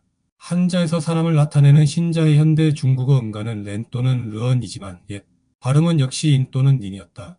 그런데 인이라는 글자의 발음은 왜 인일까? 이것은 우리말의 인과 같은 뜻을 가진 글자로 임을 음가로 삼았기 때문이다. 이런 사례는 한두 가지가 아니다. 무리를 가리키는 의 발음이 도현대 중국어 음가는 투인 것도 복수형을 나타내는 우리말의 들 또는 둘둘에가 관련되어 있으며 한과 한의 발음이 한현대 중국어 음가는 한인 것도 크다는 뜻의 한과 관계가 있고 예의 발음이 예현대 중국어 음가는 미인 것도 여성을 나타내는 우리말의 린위와 관련되어 있다. 기마종족의 주요한 교통수단이었던 말은 한자의 마마, 현대 중국어 음가는 마로 나타났으며 사냥 대상이었던 돛대지은 돈돈, 현대 중국어 음가는 둔이 되었고 개는 구구, 현대 중국어 음가는 거우가 되었다. 또 우리말의 아라이 또는 어리 얼라은아, 현대 중국어 음가는 아라 같으며 신을 나타내는 우리말의 건가마, 고마, 개망, 금금, 현대 중국어 음가는 진과 같아서 검줄이나 금줄이 섞여 쓰이기도 하고 우리말의 참은 진진, 현대 중국어 음가는 쩐과 같으며 우리말의 푸른 시불, 현대 중국어 음가는 푸와 통한다. 한자에서 수화, 현대 중국어 음가는 후화의 발음은 우리말 해와 관련이 있고 백백, 현대 중국어 음가는 바의 발음은 발다와 관련이 있으며 막막 또는 막이다. 막, 현대 중국어 음가는 뭐의 발음은 막다와 관련이 있다. 목가의 현대 중국어 음가는 이해 관계나 각가죽과 혁혁, 현대 중국어 음가는 거의 관계도 마찬가지다. 이 밖에도 이런 관련성은 얼마든지 찾아볼 수 있다. 물론 중국 한족이 남반계 농경종족과 혼혈되는 과정에서 문법 체계와 함께 문자의 발음 체계가 크게 바뀌었고 그 결과 오늘날 한자와 우리말 사이에는 엄청난 차이가 있다. 한자를 뜻으로 읽는 일본인의 발음이 한자의 중국 발음과 매우 거리가 멀 듯 한자도 혼혈 한족의 문화 속에서 그 발음 체계가 크게 바뀌었을 뿐 아니라 문법 체계마저 바뀌었던 것이다. 설령 이런 이야기가 한낱 재미있는 낭설에 지나지 않을지라도 한자는 중국 한족만의 문자가 아니며 최소한 은나라 멸망 이후 기마종족과 한족이 함께 사용한 문자였다. 즉 우리나라에 언제부터 한자가 들어왔느냐는 따위의 의문은 그 전제부터 잘못된 것이다. 그렇다고 오늘날까지 한자를 그대로 써야 한다는 말은 아니다. 다만 우리가 한자를 영어와 같은 차원의 외국어로 간주하는 것은 잘못이라는 것이다. 한자어 가운데는 우리 역사와 함께 남아야 할 것들도 있고 그럴 필요까지는 없는 것들도 많다. 어떤 면에서 이웃나라 일본은 그런 생활을 잘 발전시켜온 셈이다. 만약 한자를 모두 버린다면 우리말 가운데 임금의 옛말이 임금이고 임금은 사람임. 임과 신금 또는 가마, 금의 합성어로서 사람 신 또는 신 같은 사람이라는 뜻을 담고 있다는 사실을 알 수 없게 된다. 즉 임금은 찰나 사이에 영어의 킹이 되거나 최고와 권력자라는 정치 경제적 개념으로만 남게 될 것이다. 그러나 한자를 사용한다고 해서 말뜻이 제대로 담기는 것은 결코 아니다. 우리말 그 자체에 이미 역사적 문화적 의미가 담겨 있으므로 무엇보다 그 의미를 바르게 살피는 것이 중요하다는 것이다. 풍요 속의 빈곤. 오늘날 우리들의 언어 생활은 풍요 속의 빈곤이라는 한마디 말로 표현할 수 있다. 우리는 매우 많은 말을 인용하고 있으며 거기에는 나라 밖에서 들어온 말들까지 포함되어 있다. 그처럼 많은 말을 사용함에도 불구하고 그 의미가 제대로 담긴 경우는 드물다. 따라서 어떤 경우 적절하게 사용되는 듯한 말도 사실 매우 잘못 사용되는 경우가 많다. 예컨대 푸른 하늘은 매우 적절한 표현으로 보이지만 조금만 살펴보면 틀린 것임을 알 수 있다. 우리의 언어가 조금만 제대로 교육되었더라도 푸른 하늘이라는 표현은 쓰지 않았을 것이다. 원래 푸르다는 풀에서 온 말이므로 푸른 하늘을 영어로 옮길 경우 블루 스카이가 되는 것이 아니라 그린 스카이가 되는 탓이다. 물론 엄밀하게 살펴보면 하늘도 스카이라고 할 수는 없지만 말이다. 또 알이라는 말도 닭이나 오리의 알처럼 둥근 모양체를 가리키는 것으로 쓰이는데 그것도 잘못된 경우이다. 알이란 완성된 생물에 의해 재생산된 그 생물이 씨앗을 가리키는 말로서 사람이 낳은 사람 씨도 아이베이비 또는 알라울라라고 부른다. 즉 알이란 어떤 모양체를 가리키는 말이 아니라 생명의 원초적 상태를 가리키는 말이며 얼알 빠진 사람은 바로 인간의 원초적인 상태마저 잃어버린 사람을 가리키는 셈이다. 소의 새끼를 송아지라 부르고 개의 새끼를 강아지라 부르며 말의 새끼를 망아지라 부르는 것도 그런 경우에 해당되는데 이때 알은 알이 바른 편의상 줄어서 된 것이고 찌또는 치는 중성적 생물을 나타내는 명사형 어미로서 그치, 저치 등도 사용되고 있다. 우리라는 말도 나의 복수형으로만 사용되는 경우가 많은데 우리는 원래 우를타리 또는 우리를 함께하는 사람을 가리킨다. 즉 우리는 작은 우리들이 모여서 큰 우리가 된 것이다. 잘못인 줄 알면서도 그렇게 쓰는 경우도 있다. 복수형을 나타내는 마이너스들이라는 말은 원래 두레라는 말에서 파생된 것으로 살아있는 사물에만 쓰일 수 있지만 우리는 나무들, 돌들처럼 삶이 없는 사물에도 들자를 붙이고 있다. 그러다 보니 잘못된 말이 여기저기서 생겨났다. 역사책에서 선돌과 고인돌이 나오는데 고인돌이란 말도 잘못 지어낸 말이다. 옛 시대의 돌무덤 묻은 다음 돌로 덮은 것인 고인돌에서 중요한 돌은 괴어놓은 돌이 아니라 덮어놓은 돌이다. 즉 고인돌이 아니라 덮은 돌이 옳은 것이다. 그러나 선돌은 세운 돌이라 하지 않고 선돌이라 했으므로 덮은 돌도 누운 돌이라 불러야 그 사물이 바른 우리말 이름을 얻는 셈이다. 문자의 체계를 표의문자와 표문자로 구분하면서 우리 글은 표문자로 구분한다. 그러나 표문자라고 해서 글자의 뜻이 없는 것은 아니다. 우리 글에도 나름대로 뜻이 있으며 이 뜻이야말로 우리의 문화와 사상을 고스란히 담고 있다. 숫자를 표시하는 말에도 그런 뜻이 담겨 있지만 오늘날의 우리는 그런 것도 모르고 그것이 숫자를 나타내는 약속이라고만 생각한다. 그러다 보니 발음조차 임의로 바뀌면서 허망한 표준말이 만들어지기도 한다. 예컨대 하나는 으뜸이고 크다는 뜻에 한해서 왔으며 둘둘이은 단수형 복수를 가리키는 둘에서 왔고 셋서 이은 삶을 뜻하는 서다에서 왔으며 넷너 이은 죽음을 뜻하는 너타 도는 눕다에서 왔다. 또 다섯다섯은 새로운 시작을 뜻하는 닫고 서다에서 왔으며 여섯여섯은 한 걸음 나감을 뜻하는 열고 서다에서 왔고 일곱일곱은 일구다에서 왔으며 여덟뜻들은 자유로움을 뜻하는 열고 닫다에서 왔고 아홉아익은 아우르다에서 온 말이다. 이처럼 우리말에도 우리 문화와 사상이 꿈틀대고 있으며 그런 꿈틀거림을 알아야 참으로 우리말을 쓰고 가꾸는 것이다. 또 그래야만 우리말은 살아있는 우리들이 말이 되며 나아가 우리의 정신적 바탕이 될 수 있다. 그러나 오늘날 우리의 언어 생활은 우리말의 껍데기만 보살피는 꼴이다. 한자를 섞어 쓰든 한글만 쓰든 중요한 것은 바로 말의 뿌리를 스스로의 문화적 정신적 능력으로 삼는 일이다. 예컨대 먹다라는 말이 막다라는 말과 관련되어 있으며 그 뜻이 백넉이 몸에서 빠져나가지 못하도록 막아준다는 의미라는 것을 모를 경우 먹는 행위란 우리에게 무슨 의미가 있을까요? 우리 조상들이 먹는 행위를 한자로 표현할 경우 요기하다라는 말을 즐겨 썼는데 먹다의 말뜻을 모르면 이 또한 제대로 이해하기 어렵다. 왜냐하면 요기라는 말은 기운에다 재료를 대주다는 뜻을 가지고 있어서 먹다와 일맥상통하기 때문이다. 말을 잃어버린 나라. 근래에는 우리말을 바르게 쓰는 것이 중요하다고 판단했는지 코미디 극에서도 바른 우리말을 소재로 삼기도 했다. 나름대로 뜻 있는 일이기는 하지만 그 문화적 어설픔과 천박함의 보기가 민망스럽기조차 했다. 더구나 일본말에 대한 감정적 배척과 한자어에 대한 포용적인 자세는 편견의 정도를 넘어서고 있다. 예컨대 복지리라는 말이 나오자 지리는 싱겁게 끓인 음식을 뜻하는 일본말이므로 써서는 안 되고 그 대신 복신건탕이라고 써야 한다고 했다. 또 다라이라는 말이 나오자 다라는 둥근 그릇을 가리키는 일본말이므로 쓰지 말고 함지박이란 말을 써야 한다고 했다. 그러나 질이라는 말은 일본말이면서도 우리말 질펀하다, 질다와 뿌리가 같은 말이므로 소금을 조금 넣었다는 뜻의 싱겁다. 뜨거운 음식을 가리키는 탕이라는 한자어를 어설프게 붙일 까닭이 없다. 또 일본말 다라는 달이나 담다물 또는 다물이라는 우리말에서 생겨난 표현인데 일본에서도 담이 둥글게 쌓인 것을 일러 다라라고 한다. 그래서 일본인은 성도 다라라고 부르는 경우가 있으며 이런 표현은 원래 성을 둘러싸인 백제 시대의 자치구역 다물담로 또는 다라에서 생겨난 것이다. 또 밑바닥이 평평한 다라는 밑바닥이 둥근 함지박과 다른 것이며 그러므로 적당한 말이 없을 때에는 그대로 사용해도 좋을 것이다. 역사적 은은관계가 깊다고 해서 같은 기마종족계의 표현을 무조건 배척하는 행위는 언어생활의 주체성 상실을 상징할 뿐이다. 오히려 굳이 쓸 필요가 없는 경우에까지 한자를 끌어들이는 것이 더 문제가 되는 것이다. 틀린 말을 바로잡으면서 생긴 이런 사례는 부끄럽기 짝이 없는 일이다. 그러나 그런 부끄러움은 정서적인 차원의 감정이 아니다. 언어가 바르게 사용되지 않을 때 커다란 문제점이 생기기 때문이다.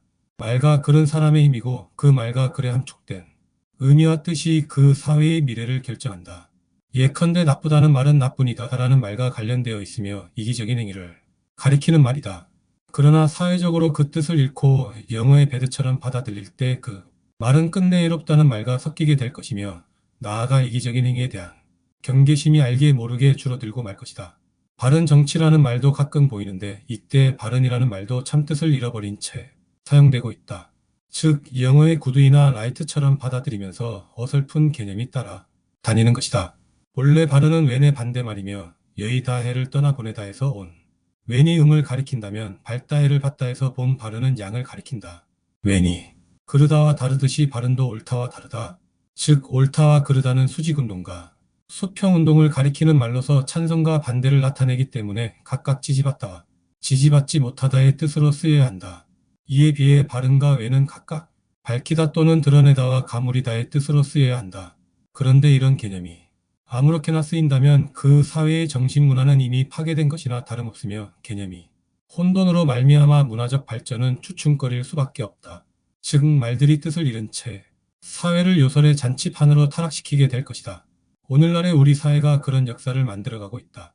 이질적인 문화권에 의한 동아시아 문화권의 해체, 그로 말미암은 한반도의 분단과 주체성 상실이 아마 그런 역사의 바탕이 될 것이다. 잃어버린 국가를 되찾는 일보다 더 어려운 일이 잃어버린 말을 되찾는 일이다.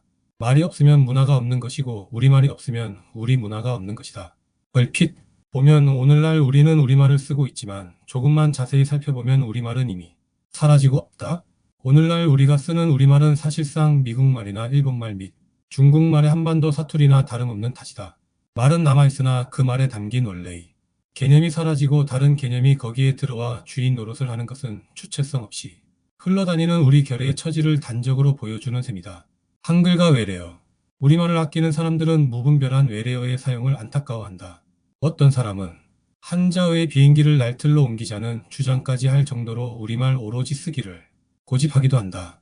비교적 친숙한 한자어에 대한 거부감이 이 정도니 서양이나 일본에서 건너온 외래어에 대해서는 그 거부감이 어떠할지 헤아리고도 남음이 있다. 물론 가능한 범위 안에서 외래어는 우리말로 바꿔 써야 한다. 그러나 그러기에 앞서 우리말의 말뜻에 대한 이해가 바로 서야 한다. 문화적 주체성을 잃어버린 채 미국 문화권의 영향을 받는 오늘날 배우다는 말의 말뜻을 모르면 배우다는 결국 런이나 다름없으며 나라는 같은 식으로 네이션이 되고 만다. 그런 현상이 반복되면 짝을 이룰 적당한 영어가 없는 우리말은 점점 사라지게 될 것이다. 예컨대 결애란 말도 그런 경우에 해당할 것이다. 결애는 물결이라는 말의 결처럼 하나로 연결되어 서로 나눌 수 없을 뿐 아니라 같은 흐름을 가지는 어떤 단이라는 말과 누에 누워있는 생명체나 개개의 줄임말로 기어다니는 생명체의 애처럼 생명을 뜻하는 명사인 애가 결합된 말이다. 즉 결애는 생명 공동체라는 말뜻을 가지고 있는 것이다. 그러나 거기에 적합한 미국 문화권이 말이 없으므로 차츰 사라지고 있다. 이처럼 자신의 말뜻을 가지지 못한 나라는 문화적 주체성도 없을 뿐 아니라 창조적인 능력을 잘 드러낼 수도 없다. 뛰어난 역사적 경험을 가지고 있어서 모방을 잘할지는 모르지만 창조적 능력은 밑바닥일 수밖에 없는 것이다. 자신의 역사를 연구하면서도 자신의 역사가 만들어 놓은 뛰어난 개념을 사용하지 못하고 철학을 공부하더라도 남의 이론을 남의 말뜻에 따라 이해하기 바쁠 뿐이며 정책을 세우고 집행하더라도 남의 나라 흉내를 내는데 그칠 따름이다. 그러므로 말뜻을 잃어버리고 마침내 말까지 잃어가는 근현대의 우리 결례를 작은 결례라고 하지 않을 수 없다. 그리고 그것은 자신의 고유한 문화권이 타율적으로 해체되어 생긴 현상이라는 점에서 한반도의 분단과 뿌리를 함께하는 셈이다. 20. 사라진 식객문화. 두 부류의 부자. 사회과학자들이 꼽는 자본주의 사회의 주요한 특징 가운데 하나는 노동이 사회적 공동체적 성격과 소유의 사적 개별적 성격 사이의 모순이다. 산업혁명 이후에 끊임없이 발전된 공장제 생산으로 말미암아 사회적 분업이 촉진되고 과정에서 인간의 노동은 철저하게 공동체적 성격을 지니게 되었지만 자본의 사적 소유라는 특징에 따라 공동체적으로 생산된 재화가 자본가 개인의 손에 집중된다는 말이다. 그리고 이것은 자본주의를 세계적인 생산 양식으로 발전시킨 주요한 동력이기도 했다. 그러나 노동의 성격이 공동체적이라는 점만 제외하면 재화부의 집중화 현상은 인류 역사의 오랜 고질병이었다. 사회경제 사관을 가진 사람들이 제시한 시대 구분이 용어를 빌릴 때 노예제 사회나 봉건제 사회에서도 부의 집중화 현상은 늘 특징적이었다. 노예제 사회에서 부는 노예주에게 집중되었으며 봉건제 사회에서는 그것이 봉건영주에게 집중되었던 것이다. 그런 뜻에서 부익부, 빈익빈이라는 표현은 인류 역사의 오랜 슬픔이 담긴 말이라고 할 수 있다. 그러므로 우리는 자본주의 사회의 중요한 특징을 다른 데서도 찾아보아야 한다. 수많은 임노동자를 하나의 작업장으로 불러 모아 공동체적으로 노동시키는 과정에서 사회적 교육이 본격적으로 이루어졌으며 그로 말미암아 그들의 사회적 지위가 크게 성장했을 뿐 아니라 겉으로나마 민주주의가 실현될 수 있었던 것도 바로 자본주의 특징이다. 즉 민주주의라는 이념의 실현과 자본주의의 발전은 밀접한 함수관계를 가지고 있다는 말이다.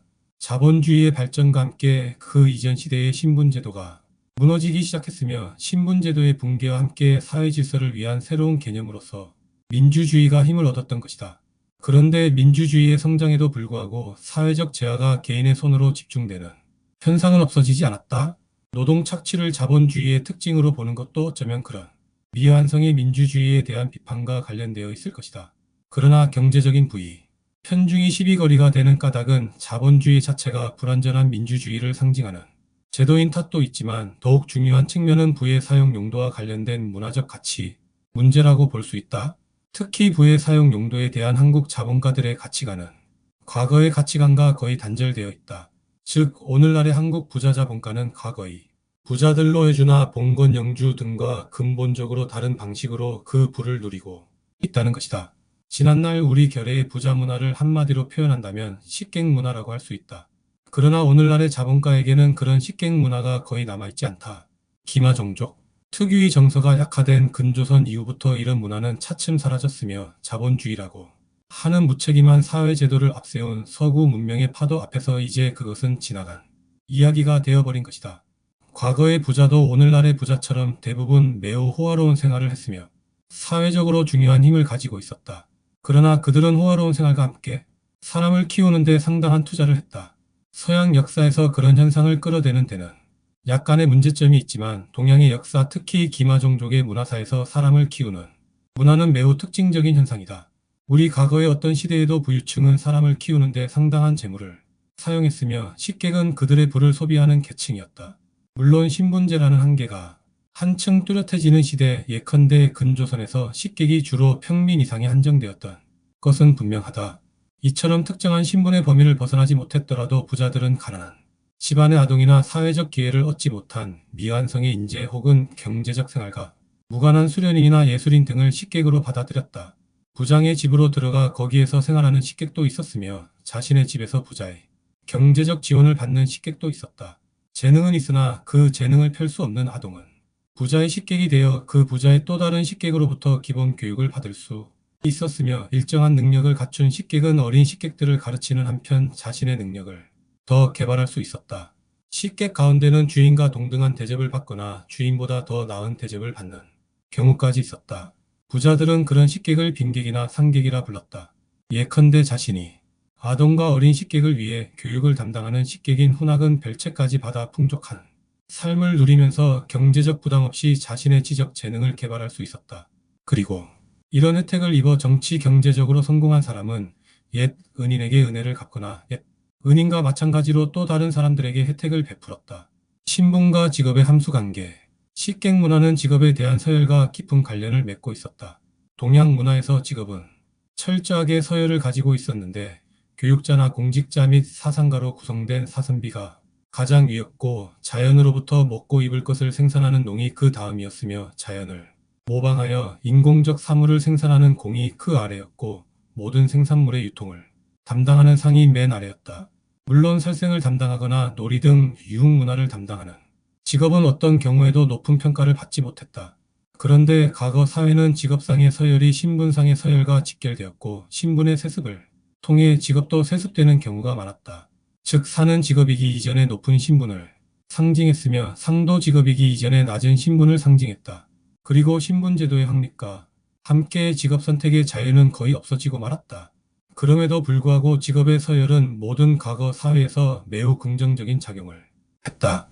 상업을 통해 엄청난 부를 축적한 사람은 그 재화의 상당한 부분을 늘 살을 키우는 데 투자했다. 그렇게 해야만 축적된 재화가 자신의 임무를 완결하는 것으로 간주되었다. 물론 이런 현상은 상위 신분에 의한 하위 신분의 착취라는 관점에서 이해할 수도 있고 때로 하위 신분의 신분 상승 욕구와 관련해 설명할 수도 있을 것이다. 그러나 그것은 과거 사회를 오늘날의 눈으로만 들여다보는 것에 지나지 않는다.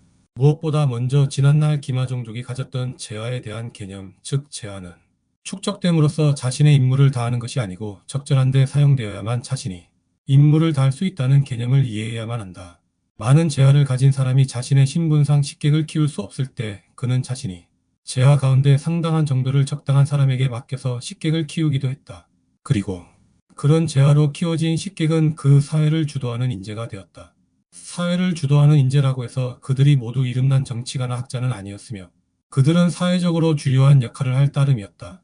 때로 이름난 사람들이 식객 문화의 그늘에서 성장하기도 했지만 그의 일생을 세심하게 살피지 않으면 그런 사실을 확인하기 어렵다. 왜냐하면 그런 것을 특별히 내세울 일도 아니라고 여겼으며 사회적 관행상 당연하게 받아들였던 탓이다. 그들 자신도 재력을 갖추면 다른 인물들에게 그런 혜택을 베풀었다. 그것이 바로 지난날 공동체 사회의 순환 논리였으며 이러한 순환 관계를 맺음으로써 부유층의 호화로운 생활은 나름대로 사회적으로 인정을 받을 수 있었다. 그런데 현대 사회는 전통적 신분제도의 파괴를 전제로 해서 세워진 사회다. 그리고 신분제도의 파괴를 통해 사람의 타고난 억눌림을 해소할 수 있었다. 즉 현대는 인류 역사의 고질병인 신분제도를 걷어냄으로써 인간의 평등과 자기 삶의 자유로운 선택이라는 발전된 명제를 실현하려는 사회인 것이다. 그러나 현대는 신분제도만 파괴한 것이 아니다. 현대는 신분제도의 파괴와 더불어 신분제도의 또 다른 얼굴인 직업질서까지 파괴해버렸다. 사람 위에 사람 없고 사람 아래 사람 없다는 명제가 직업에 기천이 없다는 명제와 직결되어 버린 것이다. 직업질서가 파괴되자 그것을 대신할 새로운 사회질서가 생겨났다. 제약 권력까지 포함의 보유 정도가 바로 그것이다. 이제 사람들은 그가 하는 일의 내용적 가치에 평가되지 않고 그가 보유한 재화의 정도에 따라 평가받게 되었다. 예컨대 연봉이 1천만 원인 공직자나 교육자보다 연봉이 1억 원인 유흥업소 주인이 사회적으로 높은 평가를 받는 것이다.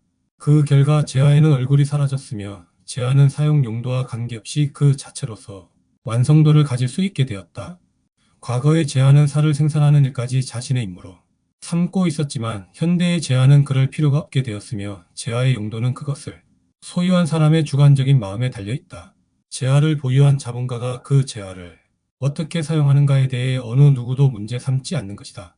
내 돈 가지고 내 마음대로 쓰는 데라는 말은 현대사회의 그런 사정을 단적으로 드러내준다. 그러다 보니 살을 키우는 식객 문화는 저절로 사라지게 되었다. 살을 키우는 대신 더 많은 재화를 벌어줄 기능인만을 키우며 교육에 사용될 재화는 자본가가 개인적 특권을 누리는 데 사용된다. 그들은 교육에 재화를 투자할 경우에도 그것을 사업으로만 생각한다. 물론 현대사회의 공공교육은 점차 의무교육으로 바뀌면서 사회적 인재 양성을 목표로 하지만 재화의 개념이 바로 서지 않는 이상 그곳에서 성장한 인재는 권력과 재화를 추구할 뿐이다. 실제로 전인 교육을 표방하는 오늘날 우리 사회의 교육이 현실적으로는 개인적 만족과 정치 경제적 능력을 실질 목표로 삼고 있지 않는가. 식객 문화가 사라진 결과 경제적 여유가 없는 잠재적 능력자들은 사회의 어두운 곳을 헤매게 되었으며 그들의 잠재적 가능성은 꽃을 피워보기도 전에 짓밟힌다. 자본가들은 이제 직업적 질서를 무의미한 것이라고 주장하며 자본의 위력을 발휘해서 상업적 이윤이 직업적 질서를 대신하도록 만든다. 사회나 인간 본연이 발전과 아무리 깊은 관련이 있어도 자본가는 자신의 이득이 되는 일에만 투자할 따름이다. 잠재 능력이 모자라도 돈 있는 집안에서 태어난 사람은 온갖 억지를 부려서라도 최대한의 교육을 받는다. 자식을 서로 바꾸어 기르기도 하던 기마종족 공동체의 문화는 이제 완전히 짓밟혔다. 식객 문화의 본질이 모든 젊은이를 자신의 자식으로 여기는 공동체 원리인데 견주어 오늘날의 교육 문화는 공동체의 폐허 위에 버티고 선이기주의의 솟아남을 이 대목에서 확인하는 셈이다. 수정되어야 할 현대 민주주의 공동체 문화가 꺾어진 오늘날의 사회를 건강하게 만들고 인간의 삶을 깊이 있게 만드는 일은 이제 개인에게 아무런 의미가 없다. 그러므로 그런 것을 개발하고 전달해서 사람을 자연인으로 가르치는 스승도 존재할 수 없다. 때로 그렇게 보이는 사람이 있을지라도 그 속사정을 들여다보면 경제적 이해관계가 딸이 틀고 있음을 확인할 수 있다. 이제 인간은 일정한 사회적 경제적 조건만 갖추면 자신의 내면 세계의 말에 대해서도 이제 상당한 설명이 필요할 것이지만 이 글에서 그것을 정의하지는 않겠다를 개발할 필요가 없다. 자신의 명예나 사회 경제적 지위와 관련된 것은 물론 끊임없는 개발의 대상이 된다. 이제 인간은 진정한 의미에서 경제적 동물이 되어버린 셈이다. 더구나 현대 사회의 공통적인 정치 이념인 민주주의는 그런 현상의 바탕이 되고 있다. 민주주의라는 조건 아래서 모든 인간은 만 18세 또는 만 20세가 되면 저절로 완성된 인간으로 간주된다. 이때부터 그는 자기가 원하지 않는 한 어느 누구의 간섭을 받을 필요가 없다. 그의 내면 세계가 얼마만큼 깊이 있게 개발되어 있느냐 하는 것은 법적, 사회적으로 아무런 문제가 되지 않는다. 그는 가족의 주된 구성원인 부모의 간섭도 받을 필요가 없으며 보통 선거 국민 1인 1표의 평등한 선거와 비밀투표라는 원칙에 따라 부모와 전혀 다른 정치적 선택을 할 수도 있다. 부모가 그의 선택을 사전에 묻는 것도 법적으로 바람직하지 않다. 현대 민주주의는 가족제도 속에 남아있을지도 모르는 식객 문화를 혐오한다. 현대 민주주의는 모든 가족을 해체하고 개인을 바탕으로 해서 사회를 구성하려고 한다. 이제 가족은 경제적인 편의를 위해서 존재하며 부모와 자식 사이의 관계도 키워주고 키워준 만큼 되돌려 받기만 하면 되는 경제 공동체로 전락하고 말았다. 물론 그렇다고 해서 현대 민주주의가 가족제도 속에 남아있는 식객 문화를 완전히 파괴할 수는 없지만 말이다. 나이가 들어 민주시민의 권리를 획득하는 순간 인간은 이제 사회적으로 완성된다. 그는 더 이상 정치 경제적 동기 말고는 내면적인 발전을 이루어야 할 다른 사회적 동기를 찾지 못한다. 이제 내면적인 인간 발전이란 정치 경제적 적응력이 낮은 인간들의 유치한 자기 변명으로 간주된다. 마침내 인간 수련을 한다고 돈이 나오나 밥이 나오나라는 말이 넓은 공감대를 얻게 되었으며 자아 개발이니 인성 함량이니 하는 말들도 정치 경제적 변화에 따라 개념을 바꿔버리게 되었다. 따라서 현대 사회에서 인간은 내면적으로 점차 보잘것없어지고 만다. 마침내 문화적 생활이라는 말도 사회 경제적 편의를 도모하고 자신의 육체적 만족도를 높이는 생활을 뜻하게 되었다. 물론 아직도 문화적 생활이라는 개념 속에는 인간이 내면 세계를 개발하던 과거의 전통이 상당히 남아있기는 하지만 말이다. 노예가 되어버린 자유인 타자녀 교육이란 말은 어느 근대 종교의 덕목 가운데 하나다. 물론 이 덕목도 식객 문화의 기초적인 항목에 해당하며 공동체 생활에서 빼놓을 수 없는 항목이다. 그러나 오늘날 이 항목도 식객 문화와 함께 사라졌다. 사라지지 않았다 하더라도 그것은 장학사업 정도에 그치고 있다. 즉, 이 항목도 현대 사회의 병폐에 직접 도전하는 인간을 기르지 못하고 현대 사회에 알맞은 인간을 기르는 것으로 바뀌고 만 것이다. 식객 문화는 한 시대가 자신을 부정하고 더욱 적극적으로 다음 시대를 재생산하는 공동체 문화다.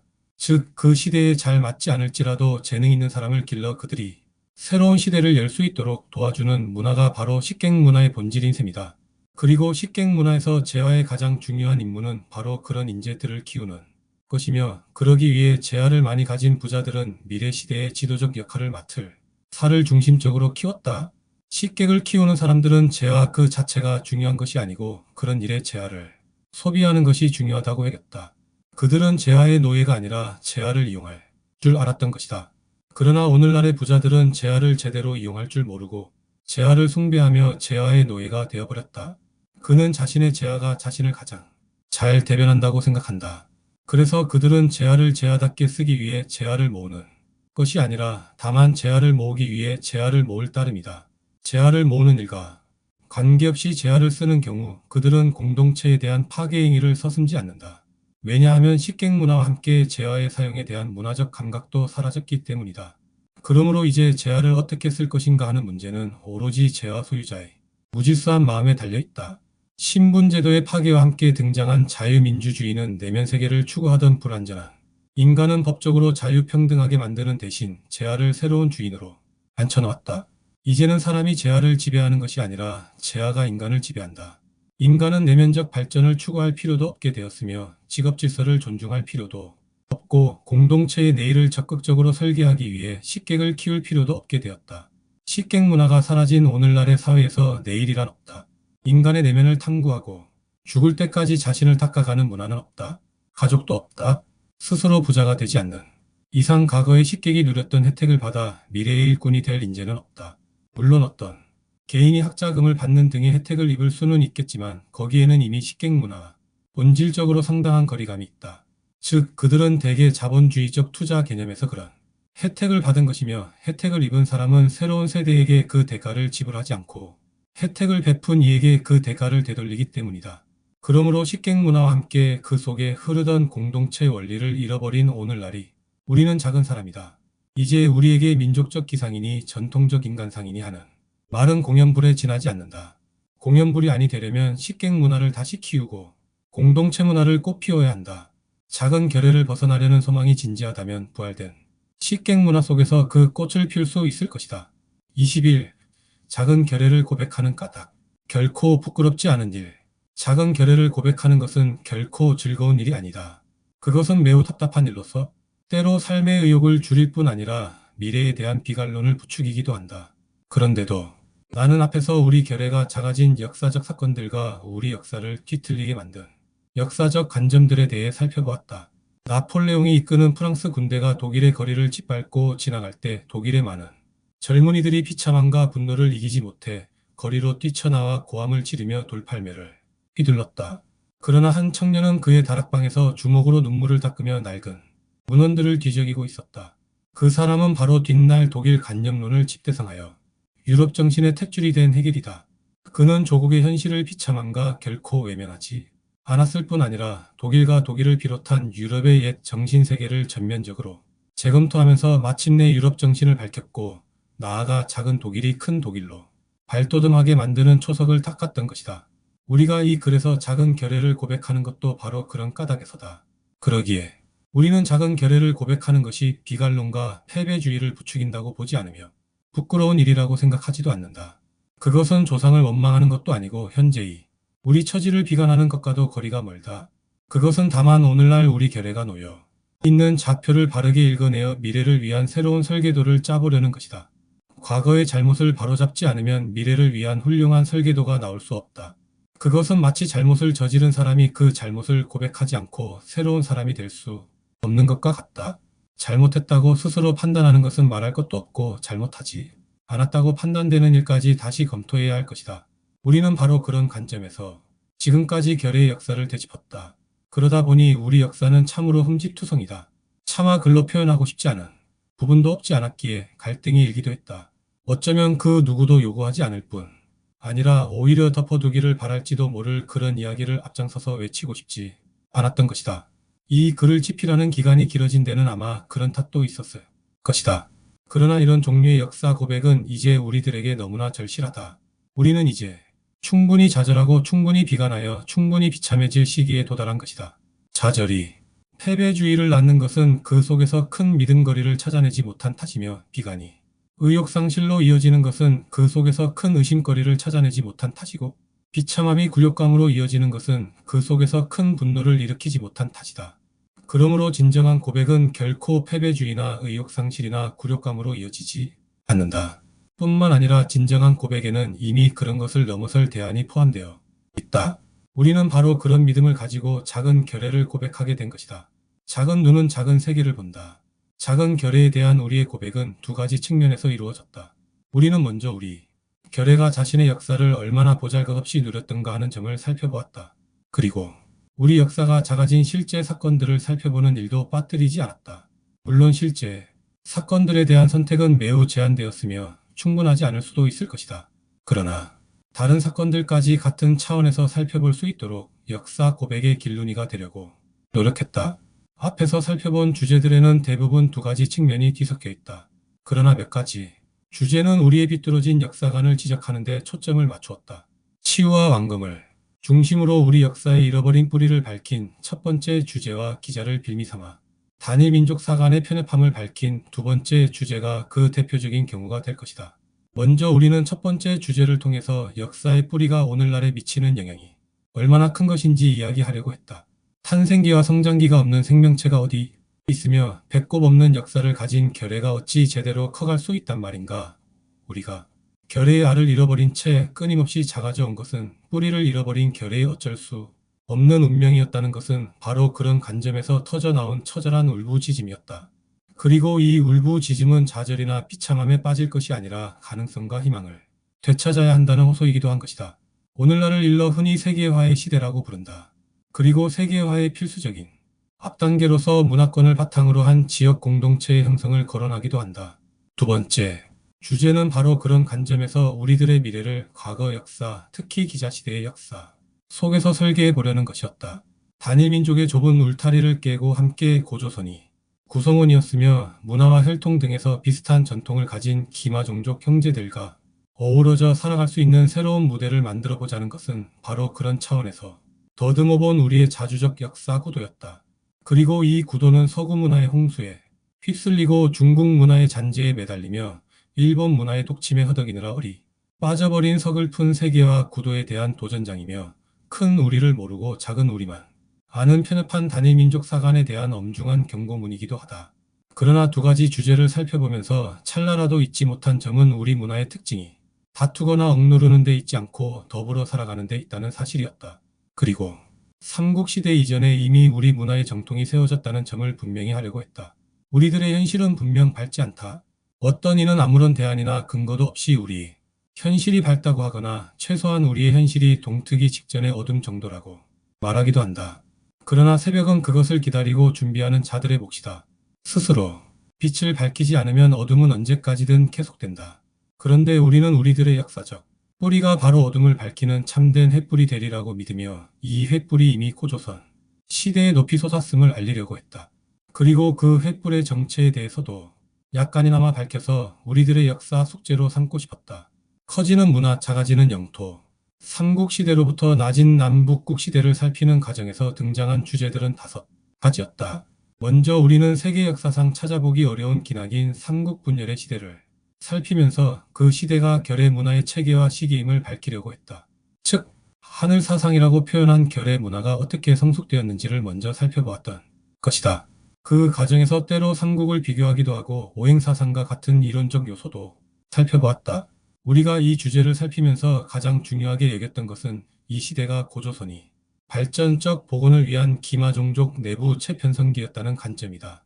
고구려와 신라 및 백제를 기본축으로 경쟁을 통해 문화를 발전시키고 기마종족 연맹체의 영역을 확장해갔던 것을 이 시기의 특징이라고 본 것이다. 그러나 너무나 길었던 분열의 시기의 또 다른 특징은 외래문화의 수입과 문화, 주체성의 변질이었다. 두 번째 주제인 제사장은 바로 그런 주제를 다루고 있다.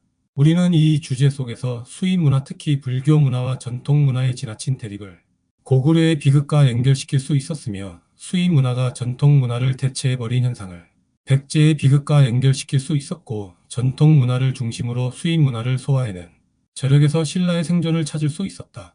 그리고 거시적 관점에서 지나치게 불안정한 문화 대립이나 지나치게 안정된 따라서 침체된 독점 문화가 역사 발전이 독소가 된다는 점을 확인할 수 있었다.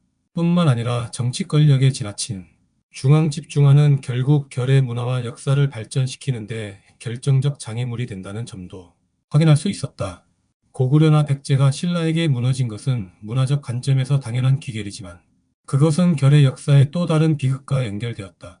삼국 사이의 경쟁에서 신라의 승리는 먼저 결의 영토를 좁혀 놓았으며 나아가 고구려와 백제의 주민이었던 여러 기마 종족을 결의 역사의 변두리로 내어 쫓았던 것이다. 세 번째 주제인 제오장은 바로 그런 이중적 관점에서 남조 신라의 등장 과정을 평가하려고 했다. 결의 영토는 무태 한정되지 않는다. 대륙과 반도를 연결시키는 주요한 교통로이며 영토적 안정을 보장해주는 해상 지배권도 영토 개념에 포함시키지 않을 수 없다. 그러나 작은 승리에 도취한 남조 신라는 해상 지배권을 지키고 가꾸기는커녕 자신들의 보잘것없는 권력에 집착한 나머지 독자성을 추구하는 장보고의 해상 세력을 무참히 짓밟아 버렸다. 네 번째 주제인 제육장은 그런 관점에서 해상 지배권의 중국 한족에게 넘어가는 비극을 되짚어 본 것이다. 삼국 사이의 경쟁은 신라의 불완전한 승리로 매듭 지어졌으며 그 결과 새로운 경쟁 구도가 등장했다. 신라의 세력이 대동강을 넘지 못하자 그 북쪽에서 고구려의 옛 주민들이 대진국 발해를 세웠고 마침내 대진국은 고구려의 옛 땅을 어느 정도 되찾음으로써 남쪽의 신라와 북쪽의 대진국이 대립하면서 고조선의 발전적 부활을 위한 제2차 경쟁을 벌였던 것이다. 이것이 바로 낮은 남북국 시대였다. 그러나 대진국도 결국 백제와 같은 문화적 잘못을 저지르고 말았다. 권력이 지나친 중앙 집권화, 수입 문화, 불교 문화에 의한 전통 문화의 태체, 나아가 형제 종족 사이의 지나친 적대감 조장 등이 대진국의 운명을 낭떠러지로 몰고 갔다. 그 결과 대진국은 같은 기마 종족의 한 갈래였던 거란 결의의 손에 무너지고 말았다. 대진국만 그런 것이 아니었다. 남조 신라도 마찬가지여서 마침내 새로운 왕조인 고려가 그 자리를 대신하게 되었던 바 제7장은 바로 그런 과정을 다루고 있었다. 어쨌든 삼국시대에서 낮은 남북국 시대에 이르는 시기는 우리 결의들이 문화적으로 성숙해가는 시기였다. 그러나 해상 지배권을 중국 한족에게 빼앗긴 것도 결국 시기의 일이었으며 대륙 지배권을 놓고 벌려온 중국 한족과의 대립에서 수세로 몰린 것도 이 시기의 일이었다. 그런 점에서 이 시기는 한편 문화적 성숙기였으며 다른 한편 영토적 축소 시기였다. 단일민족이라는 역사적 실험. 대진국의 멸망은 우리 역사에서 매우 중요한 전환점이었다. 대진국의 멸망은 동아시아 기마 종족의 공존을 지탱하던 문화권의 분열과 해체로 이어졌기 때문이다. 즉 거란 결의가 요 나라를 세우고 대진국을 대신해 동아시아 기마 종족을 이끌면서부터 동아시아 기마 종족의 문화권은 심각하게 해체되어 각 종족들이 뿔뿔이 흩어져 살아가기 시작했던 것이다. 그러나 좀 더 엄밀하게 말한다면 대진국의 멸망 자체가 그런 현상의 주된 동기는 아니었다. 남조 신라를 대신한 고려 왕조가 오히려 그런 동기를 제공했다. 대진국이 무너지자 고려 왕조는 거란 결의를 비롯한 요 나라의 구성원들을 철저하게 적대하면서 동아시아 기마 종족 문화권으로부터 벗어나 독자적인 역사적 행로를 걷기 시작했던 것이다. 오늘날까지 남아있는 순수한 단일민족의 역사라는 관념도 바로 이때부터 굳어지기 시작했다. 고려 시대를 살펴보면서 고려장성을 첫 번째 주제로 삼은 것도 그런 측면을 단적으로 보여주기 위해서였다. 고려의 천리장성은 바로 우리 결의와 다른 기마 종족을 정치, 문화, 군사적으로 갈라놓기 위해 쌓았던 것이며 실제로 고려 왕조의 안정과 더불어 그런 경계선 역할을 톡톡히 해냈던 것이다. 고려시대가 비록 전통 문화와 유교 문화 및 불교 문화의 공존에 의해 유지되는 왕조였다고 하지만 천리장성이 쌓이는 순간부터 기마 종족의 전통 문화는 내리막길을 걸을 수밖에 없었다. 고려 왕조는 중국으로부터 과거 제도를 도입해서 유교 문화를 실용적 통치 이념으로 삼는 데 주력했으며 불교 문화를 종교적 통치 이념으로 삼으려고 했다. 즉 전통 문화의 실용적 측면은 이제 유교 문화에 의해 밀려나거나 변질되기 시작했으며 전통 문화의 종교적 측면은 불교 문화에 의해 변질되기 시작했던 것이다. 그 가운데서도 전통 사상을 밀어내는데 결정적 역할을 한 것은 유교 문화였다. 과거 제도를 기반으로 널리 퍼지기 시작한 유교 문화는 고려 왕조를 체계화하는 데도 중요하게 기여했지만 우리 역사에서 사회적 획일성이라는 고질병을 만드는 데도 적지 않은 역할을 했다. 고려 시대를 다루면서 과거 제도에 관한 이야기를 하나의 주제로 삼은 것도 바로 그런 사실을 밝히고 싶어서였다. 기마 종족 사이의 공생공존을 거부하고 유교 문화를 중심으로 중국 한족과 손을 잡고 중독자적 문화를 내세웠기에 이에 대한 반발이 일어난 것은 어쩌면 당연한 일이었다. 최치원이나 도선 등이 계통을 이은 전통문화 중심의 문화통합론자들이 자주적 입장에서 나라를 다시 세워야 한다고 주장했으며 마침내 그들에게 내전이 일어나기에 이르렀던 것이다. 묘청의 고려 재건국 운동은 바로 그런 차원에서 다시 검토한 주제이다. 문화통합론자들은 비록 내전에서 실패했지만 그들의 정당한 요구는 고려 왕조의 후반기를 우리 역사에서 매우 독특한 시기로 만들기에 이르렀다. 전통문화 중심이 자주적 문화통합론이 고려 후기를 뒤흔들면서 그 시기를 우리 역사의 문화부흥기로 만들었던 것이다. 어떤 지식인들은 독자적으로 문화부흥 활동에 참여했으며 어떤 지식인들은 정치적 뿌리가 약했던 무인정권과 손잡기도 했고, 다른 어떤 지식인들은 문화적 뿌리가 비슷한 몽고 제국의 보호막 아래서 그런 작업에 참여했다. 그러나 고려 후기의 르네상스는 실패하고 말았다. 전통문화 중심의 자주적 통합문화가 발돋움하기도 전에 중국으로부터 성리학이 들어와 고려 르네상스를 강제로 중단시켜버렸던 것이다. 특히 일부 야심가들에 의해 고려 왕조가 무너지고 성리학이 그들의 통치 이념이 됨으로 말미암아 문화부흥운동은 표면적으로 자취를 감춰버렸다. 그러므로 고려 후기의 이런 문화적 경향은 뒷날을 기다려 완성될 수밖에 없었다. 고려 시대를 살펴보면서 고려 르네상스의 실패와 이성계 일파의 위화도 회군을 각각 작은 결의의 중요한 까닭으로 꼽은 것은 바로 그래서였다. 이처럼 고려 시대는 우리 결의가 일부 세력에 의해 동아시아 기마 종족의 커다란 문화권에서 벗어나 단일 민족의 울타리에 갇히기 시작한 시대였으며, 그 울타리 속에서 결의 문화의 중심축을 놓고 전통 문화와 수입 문화가 한편 경쟁하고 한편 공존하는 시대였다. 그리고 비록 실패했지만 그런 경쟁과 공존 속에서 통합 문화를 내놓기 위해 문화 부흥기를 이루어낸 시대이기도 했다. 근조선과 문화적 뒤틀림. 이성계 일파가 친중국적 성리학파의 후원을 받으면서 조선 왕조를 세우자 문화적 자주성은 작은 중국이란 구호에 휩쓸려 뒷전으로 밀려나기 시작했다. 조선 왕조의 통치 세력은 작은 중국과 성리학 문화를 굳히기 위해 다른 사상과 문화를 힘으로 누르기 시작했다. 그 가운데서도 고려 르네상스 시기의 문화적 업적에 대한 탄압은 문화말살 작업이라고 할 수 있는 정도였다. 그들은 전통 문화의 바탕을 둔 자주적 입장의 역사서와 사상서적을 금서 목록에 올려 탄압했을 뿐 아니라 먹고 있는 일상생활 부분에서도 전통 문화의 색채를 지우려고 했다. 기마 종족의 강건한 기상을 순화시켰으며 그 대신 복종을 강요했다.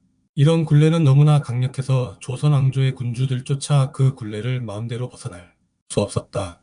주된 탄압의 대상이 아니었던 불교조차 관료들의 반대로 편하게 신앙할 수 없었으니 문화적 자주성을 내세우고 탈중국화를 지향하며 기마 종족이 문화권으로 복귀한다는 것은 꿈조차 꾸기 어려운 실정이었다. 조선 왕조의 가장 뛰어난 군주였던 세종이 훈민정음을 만든 것은 그런 측면에서 매우 높이 평가된다. 그것은 세종이 작은 중국과 성리학 통치라는 원칙과 타협하면서 이루어낸 최대의 업적이기 때문이다.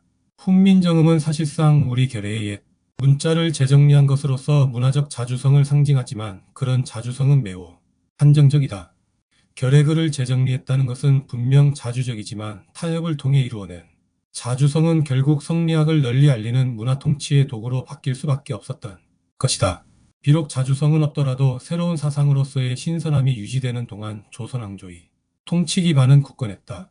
몇 차례의 사활을 통해 길제에서 김종직과 조광조 등을 거쳐 이왕에 이르는 성리학파의 정통이 수립되는 동안에는 어느 누구도 감히 작은 중국과 성리학 통치의 반기를 들 수 없었던 것이다. 그러나 성리학파의 정통이 수립되는 순간 성리학파는 이리저리 분열되어 타락함으로써 자신들이 수립한 정통을 약화시키기 시작했다. 새로운 모색과 실현, 자주적 역량을 중시하지 않던 그들의 통치가 타락으로 치닫자 우리 결의 백성들은 굶주림과 문화적인 갈등을 겪으면서 성리학 통치의 반기를 들기 시작했다. 그러나 무엇보다도 결정적인 것은 이웃 나라들의 침입이었다. 일본이 쳐들어와 그나마 얼마 안 되는 반도를 쑥대밭으로 만들었고 여진족을 중심으로 부분적인 종족 통합을 이루어내면서 대륙을 넘보던 청나라 처음엔 금나라의 종족연합 제의를 거부함으로써 두 차례나 전쟁을 겪었다. 이 전쟁에서 조선 왕조를 뒤흔들었고 이에 따라 비자주적 성리학 통치에 반대하는 자주적 경향이 긴 겨울잠에서 깨어났다. 실학파라고도 불리는 그들은 고려 르네상스 시기의 업적을 계승하려 했으며 조심스럽게 작은 중국과 성리학 통치에 맞서 전통 문화에 입각한 현실 개혁을 주장했다. 조선 왕조 후기의 가장 뛰어난 군주인 정조도 이들의 후원자가 되었고 백성들도 차츰 그들의 주장을 강력하게 내세우기 시작했다. 참으로 2세기가 넘게 진행된 거대한 문화 뒤틀림이 바로잡히려는 순간이었다. 그러나 성리학 통치를 내세우는 낡은 세력의 저항도 만만치 않았다. 그들은 세도 정치라는 극단적인 통치 방법을 통해 낡은 비자주적 문화를 옹호함으로써 자신들의 보잘것없는 기득권을 지키려고 발버둥 쳤다. 따라서 그들에 대한 저항도 훨씬 더 극단적인 모습을 드러냈다. 무장단을 조직해서 통치 질서에 노골적으로 도전하기도 했으며 자신들의 주장을 다양한 형태로 드러냈던 것이다. 이런 극단적 대립 과정에서 이른바 대원군 정권이 들어섰다. 탈중국과 자주적, 전통 문화를 전면적으로 내세우기에는 한계가 있었지만 실학파 출신이었던 대원군 이하응은 왕권 강화를 빌미로 두 세력 사이에서 외줄타기를 하면서 성리학파의 점진적인 축출을 시도했다. 그의 이런 정책은 어느 정도 효과가 있었지만 이 땅에 불어닥친 또 다른 문명이 그의 정권을 궁지로 몰아넣었고 더 이상 외줄타기가 어렵도록 만들었다. 세국 정책을 선택했던 그는 계약론을 악용한 일부 통치배들의 공격을 받아 물러날 수밖에 없었으며 마침내 자주적 준비가 되지 않았던 이 땅의 서구 문화가 파도치듯 밀려들었다. 그리고 새로운 역사적 시련이 시작되었다. 자주적 준비 기간을 거쳐 서구 문화를 받아들인 이웃나라 일본은 이 나라를 자신들이 식민지로 만들었을 뿐 아니라 온갖 수단을 다 부려 우리 결의의 자주적 전통을 말살하려고 했다. 그들이 결의의 뿌리를 뒤흔들고 지나간 뒤에는 미국을 비롯한 서구 세력이 작아진 영토마저 반으로 갈라놓고 내부 대립을 이용해서 남과 북 모두를 자신들의 문화 식민지로 만들었다. 이런 시련 속에서 우리는 말과 문화를 잃어가고 있다. 이것이 세계화를 내세우는 우리들의 현실이다. 이것으로 한반도의 지형은 왜 작아졌는가 의문에 대한 내용을 마무리하고자 합니다. 지금까지 오디오북을 들어주셔서 감사하며 중국의 농경 민족성과 우리의 기마 민족성은 1만 년 가까이 서로 다르게 성장해왔으나 우리 민족이 조선시대에 와서 기마 민족성보단 중국의 농경 문화성을 도입하면서 한반도의 지형이 작아진 것이 아닌가 저는 생각해 봅니다. 감사합니다.